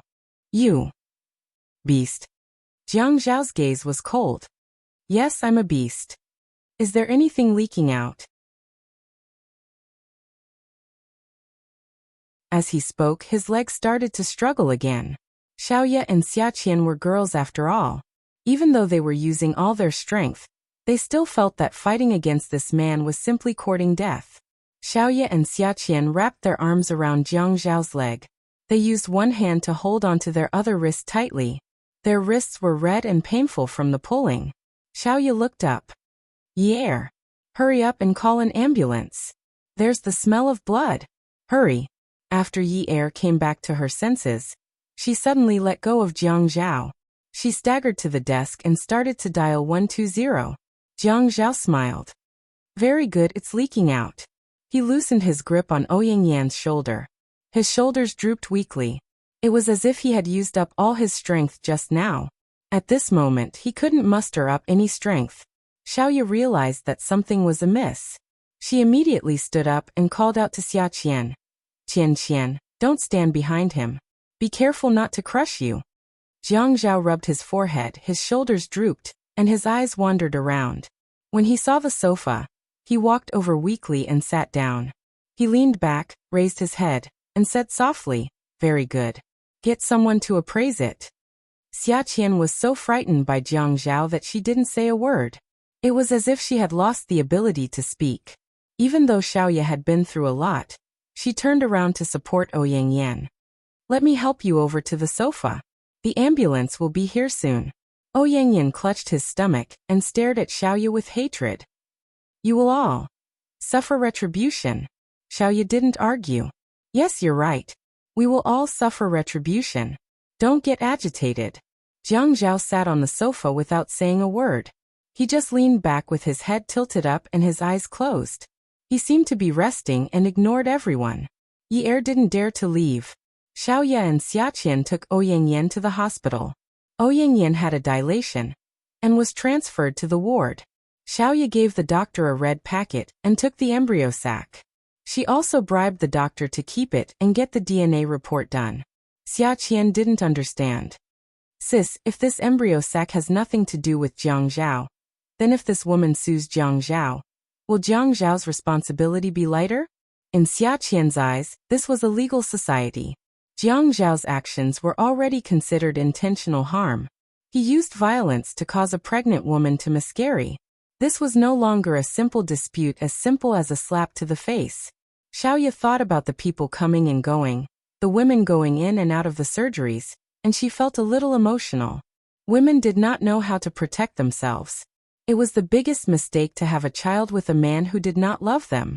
After getting pregnant, they came to be a prostitute and scolded the man for being irresponsible. Had they reflected on themselves and realized that they did not love themselves enough? Wouldn't Ouyang Yan be even more foolish? Sis. Xia Qian looked at Xiaoya, who was in a daze, and called out again. Qian, remember this. When you have a boyfriend in the future, the first thing you need to do is not to learn how to love him, but to learn how to prevent pregnancy. Sis, you're so annoying. Xia Qian didn't have a boyfriend yet. When Xiaoya said this, she couldn't help but feel uncomfortable and embarrassed. A powerful novel. Xingwu 799.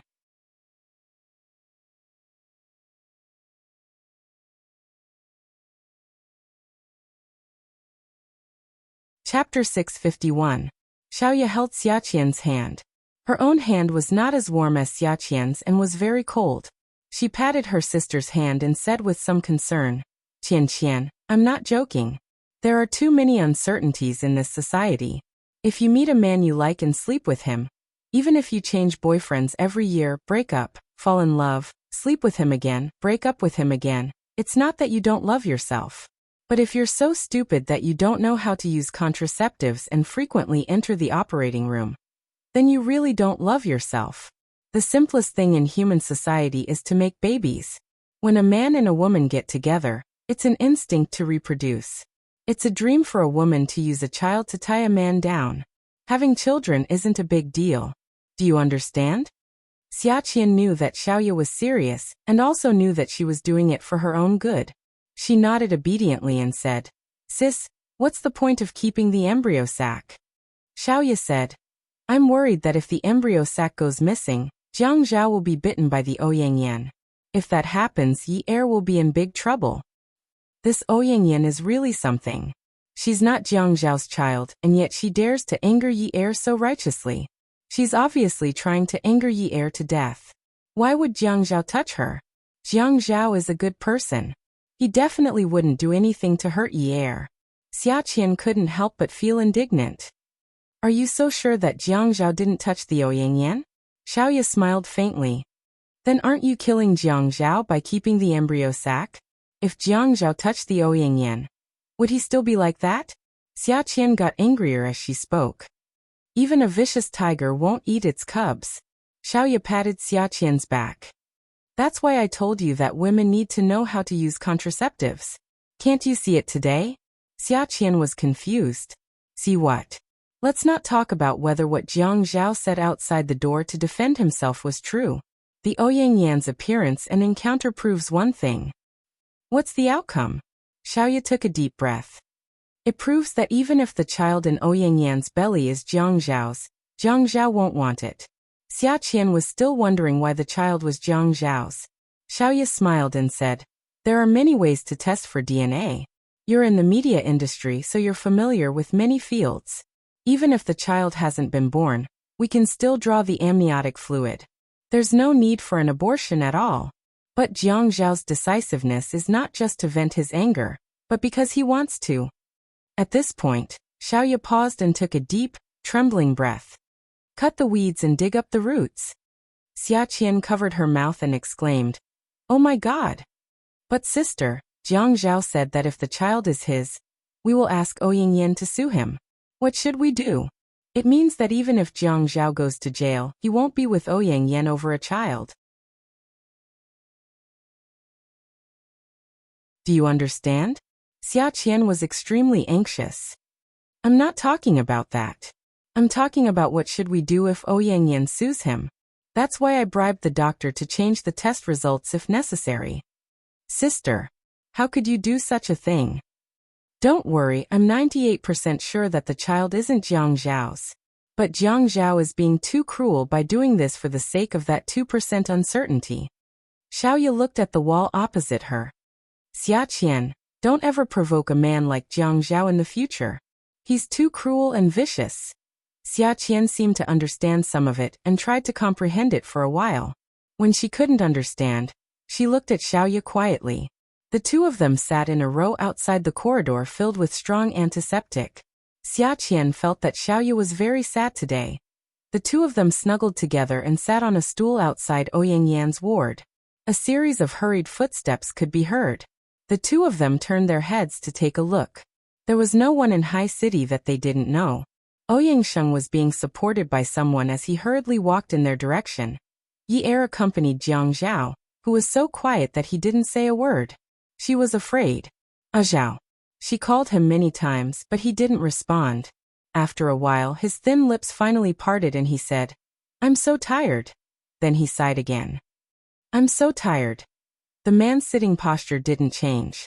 His eyes didn't open and his eyelashes were closed and trembling slightly. Yi Er squatted on the floor and rested her elbows on the floor. She rested her head on Jiang Zhao's lap and rested her head on his forearm.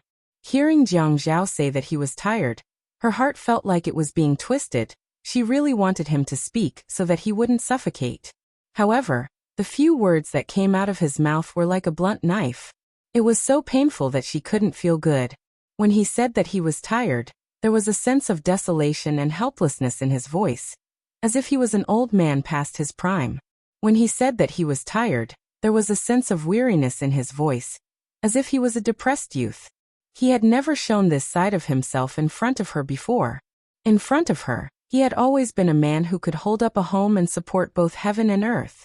But now he seemed like he was about to collapse. He said that he was tired. Yi Er lay on Jiang Zhao's lap and didn't get up. She lay there and felt that the muscles on his legs weren't as hard as before. She could feel his warmth. Zhao, let's be good together. No matter what the outcome is, let's be good together, okay? Jiang Zhao opened his eyes slowly and looked at the ceiling.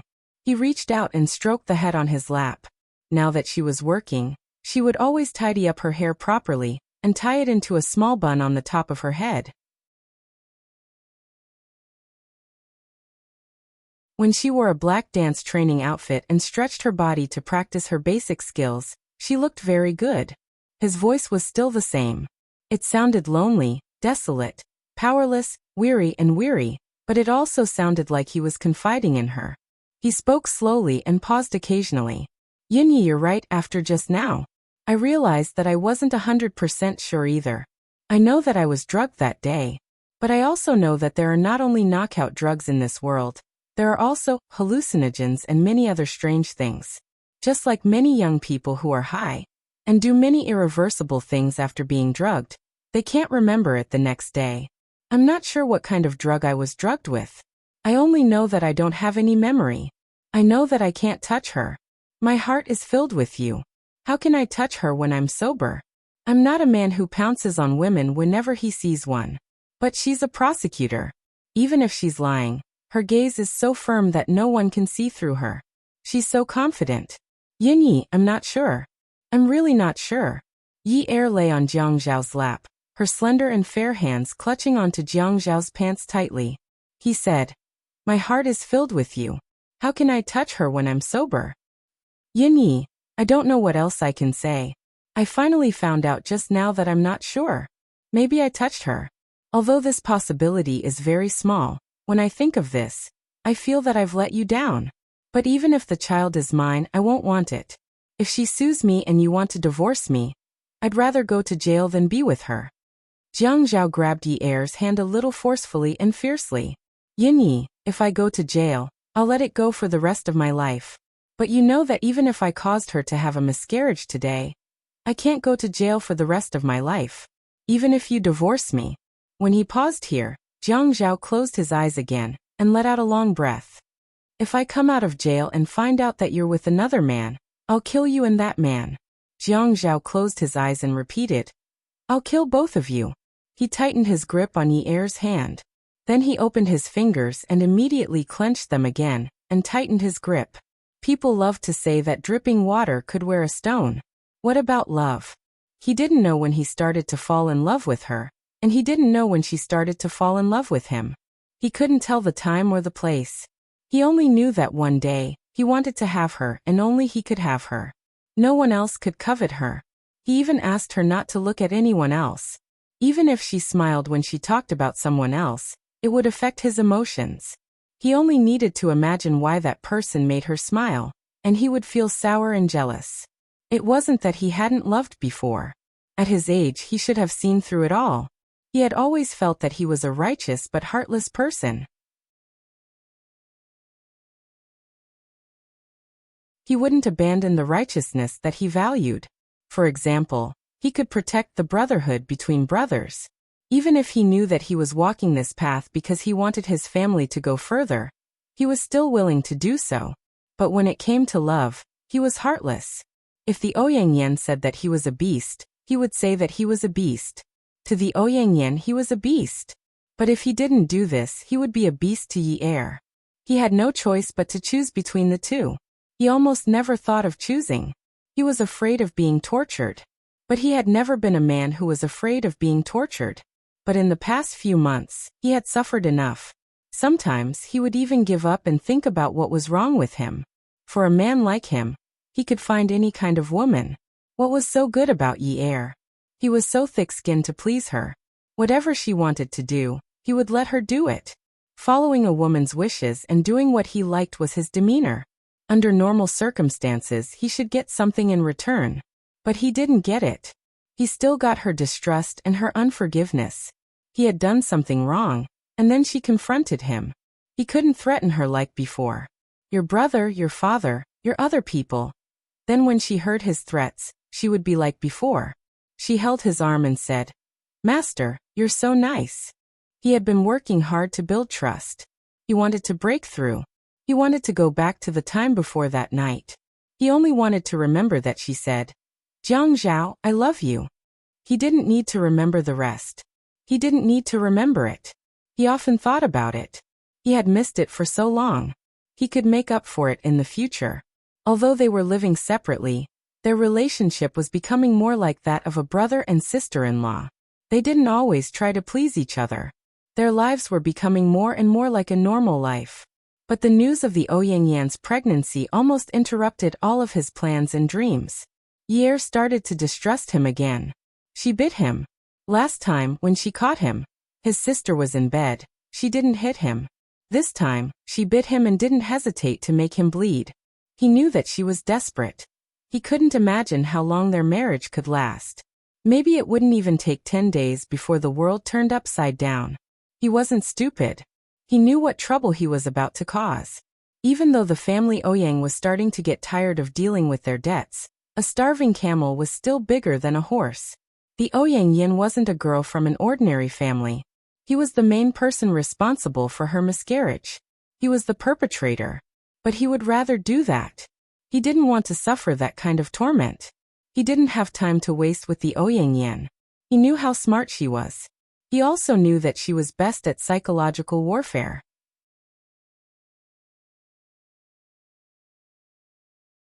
He could accompany her in this psychological warfare, but Yi Er couldn't. Yi Er didn't have that kind of quality. He could only cut the weeds and eliminate the roots. A thought suddenly arose in his mind. No matter if it was true or not, he had to be 100% sure that the dust would settle. He knew that he couldn't retreat. There was lava in front of him, and behind him was a cliff. He would either burn to death or fall to his death. But he couldn't just stand there and wait until he died of anxiety. Awesome novel Xinwu 799.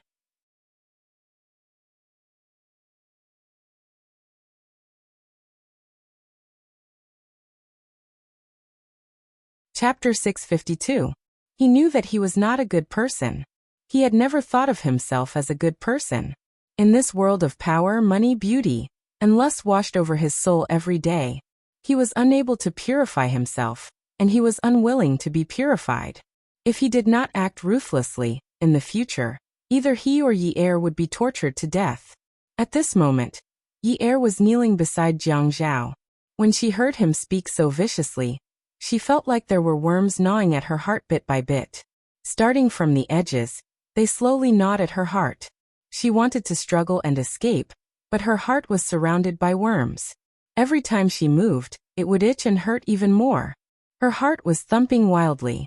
After she calmed down, she couldn't help but lower her head and smile.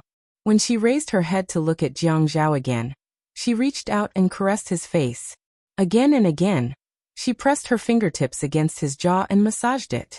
His beard was shaved clean in the morning, but sometimes she liked to see some stubble on his jaw when he woke up in the morning. That proved that they had spent another day together. Then don't go in. If you go in, you can't control me. Can you control me? Jiang Zhao opened his eyes and sat up straight. He lowered his head, and was about to fly into a rage when he saw Yi Er's tears suddenly rolling down her cheeks. He saw that her eyes were red, the tip of her nose was red, and there was a trail of snot running down her nose. Her tears flowed for a while, and she sniffled. Then she opened her mouth and exhaled. When she exhaled, her lips were trembling. Actually, it wasn't her lips that were trembling, it was her jaw that was trembling when she opened her mouth. He said leisurely, "You can try." Although her tears were still flowing, she couldn't help but smile. She reached out and slapped Jiang Zhao's thigh a little angrily. "Hey, can you be more humane? So many people have been sent to prison, but they're all afraid of wasting their women's youth. They're all asking them to find another man while they're still young. You're really..." Jiang Zhao pulled up the hem of Yi Er's sweater. Yi Er thought that Jiang Zhao was going to be a hooligan, and was about to scold him for being a shameless jerk when Jiang Zhao covered Yi Er's nose with the hem of the sweater. He wiped the snot off the sweater and put it down. "Really, what?" Yi Er lowered his head and saw the snot on his clothes. He grimaced in disgust and shouted angrily, "Seriously? But reason? You." Jiang Zhao seemed to be in a better mood. "Yes, I've always been unreasonable. Who told you to beg to marry me? What are you going to do now?" Recalling that he was the one who proposed to her, Yi Er felt a little embarrassed. "I just wanted to put on airs. What's wrong with that? There's no use pretending to be pretentious. She's still my wife." Jiang Zhao. Ouyang Yan's ward defied the silence written on the corridor. Ouyang Sheng was furious.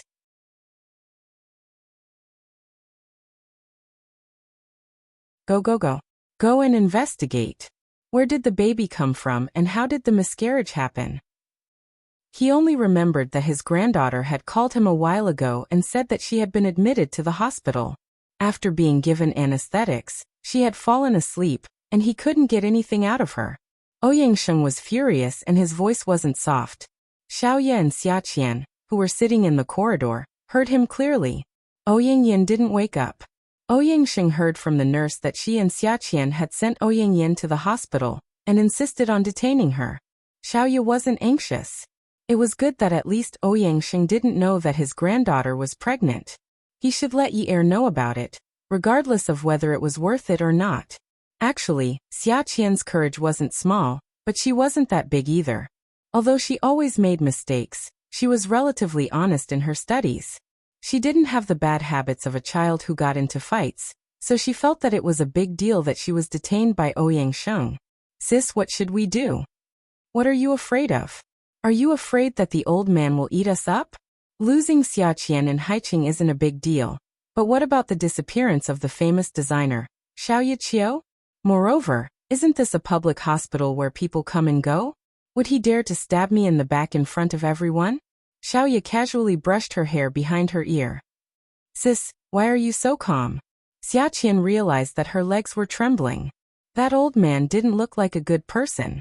He looked fierce and fierce. Moreover, wasn't the fourth master of Haiqing very powerful? This was really terrible. Xiaoya burst out laughing. You said it. This is a lawful society. Xiaqian looked at Xiaoya and couldn't help but spit. The men brought by the fourth master were all in black suits. Legend had it that the men in black suits were all from the underworld. The people in the underworld would often ask people to eat bullets. This was how it was portrayed in Hong Kong movies. Moreover, the things that Jiang Zhao did today were not things that people from a lawful society should do. What her sister did was even worse. Giving red packets to the hospital was not allowed, right? Giving money to the doctor to do a private DNA test without the consent of the embryo's owner, and without the police's permission, was not allowed, right? Also, threatening to change the test results was not allowed, right? She did so many things in a few hours that were not allowed. And she still had the cheek to say that it was a lawful society. Xiaqian spat again. Qiu Xiaoya, you've really learned something. What nonsense are you spouting? Xiaoya folded her arms and leaned back against the wall. She spat and said leisurely, Do you have eggs? Xiaqian almost gritted her teeth. Was this how an older sister should behave? She was so anxious. The emperor was not anxious, but the eunuch was anxious. Who was the eunuch? She straightened her body and tilted her chin. I have eggs. Where are they? Here, Xiaqian pointed at her face. My face, you have eggs, but not your face. Xiaoya chuckled. Then what eggs do I have? You have eggs, get lost. Xiaqian was petrified. As a member of society with a sense of justice, facing such a cold-blooded person who did not care about worldly affairs, what else could she do but be petrified? After talking for so long, this cold-blooded person refused to say anything. What should she do? She spouted a bunch of eggs. She really had to hand it to her. Sister, if you're so good at *ting, why didn't you learn how to be a host? Why did you learn fashion design? Xiaoya was still laughing, but at this moment, her face darkened and her nonsense turned into a scream. Xiaqian, why don't you take care of yourself? Why do you care so much about me? Aren't you embarrassed? Other students with good grades find their own internships. What about you? You got in through the back door. Are you embarrassed? If you want to get in through the back door, then go to me or your boyfriend.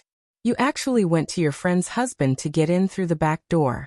You still have the nerve to say that you have a face? Where is your face? Why didn't I notice it? Yo Qiu Xiaoya, you've learned something new. Just as the two of them were about to start a war of words, the door to the ward opened. A man in a black suit came out and shouted, What are you arguing about? You're disturbing the patient's rest. F*CKU. Xiaoya's heart was filled with anger. She stood up and shouted back, Who's F*King noisy? Is your voice louder or mine? Xiaqian realized that something was wrong with Xiaoya, and immediately went over to pull her back. Sis, let's stop arguing. Xiaoya pushed Xiaqian away. Are you a coward? Can't you tell who's pulling who in a fight? You're pulling me because you want me to get beaten up, aren't you? The originally quiet corridor of the hospital became louder and louder. It was so loud that Ouyangsheng stood at the door and glared at Qiu Xiaoya. My granddaughter hasn't woken up yet. Be quiet. Xiaoya liked to dress enchanting and sexy. The weather in the middle of February was not too cold. She wore a tight short skirt and a woolen coat. Her high heels were on her feet, and the woolen coat was open. Her figure was wrapped in a protruding front and back. Her appearance was originally cold and elegant. At this time, her arms were crossed in front of her chest, and she was leaning. She looked a little cold. She slanted her body and sneered contemptuously. Her face was too enchanting and beautiful. What a joke. How much do I earn in a day to stay here and wait for your granddaughter to wake up? It's good enough that I didn't ask you to pay for my losses. You said that we should ask her clearly when she wakes up? Then we can leave. I'm just making some noise to wake her up faster. What? She doesn't know how to be grateful when she wakes up faster? Xiaoya's words were indeed quite harsh and aggressive. It wasn't that she hadn't done business with the family Ouyang before. Ouyang Hai and his wife, and Ai Jun's, dresses were all made by her. It wasn't that she didn't want to make money peacefully, but she felt that it was bad luck to sit here and wait for Ouyang Yin to wake up. Moreover, Ouyang Sheng's face was really annoying. Perhaps she hated the mistress who interfered in her friend's marriage, so she hated Ouyang Sheng as well. Ouyang Sheng had been proud and arrogant all his life. Who among the younger generation in Haiqing didn't call him fourth master? Even though Jiang Zhao didn't call him fourth master anymore, he still had to call him fourth master hypocritically or mockingly. But this woman, a woman who sold clothes, dared to challenge him like this. Was she tired of living? Her words and tone were full of provocation. Xiaoya looked at Ouyang Sheng's changes. An old man could actually look so healthy. She heard that Ouyang Sheng was 70 years old, but he didn't look like that at all. His face was flushed red and full of murderous intent. Xiaoya held her breath and looked at Ouyang Sheng with a provocative gaze. Xia Qian's heart was in her throat. She really hadn't seen much of the world. She had a heavy heart and instinctively retreated when she felt danger. This was human nature. There wasn't anything wrong with it. She just felt that Ouyang Sheng wasn't easy to get along with, and that she should stay away from him and not offend him. Sis, let's go sit for a while. Sit for what? My butt is going to grow calluses from sitting. Forget it, let's go. Xiaoya turned around and grabbed Xia Qian's hand. The sound of her high heels was crisp, loud and arrogant. Ouyang Sheng pointed at Xiaoya's back. Rebel. Get her back. I'd like to see if she dares to walk out of this floor without my permission today. Xiaoya didn't stop walking. She held Xia Qian's hand tightly and said in a low voice, Qian, let me tell you, we have to go. If Ouyang Yin wakes up and tells us what happened today, we're done for. You've seen how Ouyang Sheng is. We can't afford to offend him. Xia Qian broke out in cold sweat. Sis, I'm scared. Don't worry, I'm here. The man in the black suit walked quickly and quickly caught up with Xiaoya and Xia Qian. He turned around in front of them and raised his arm to block their way. Xiaoya asked calmly, What do you want? Illegal detention? Miss Chiu, don't make things difficult for us. Xiaoya touched her face and pretended to be sad. She looked up at the corner to see if there were any cameras. She then looked around and snorted with a smile. You guys are so funny. This is a public hospital. There are so many people coming and going.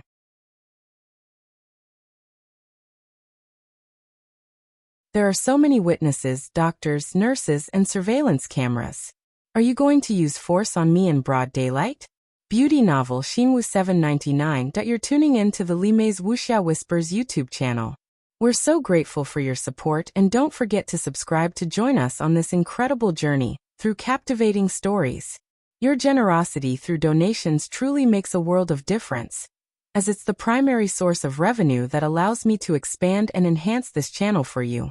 Thank you from the bottom of my heart for being a part of this adventure.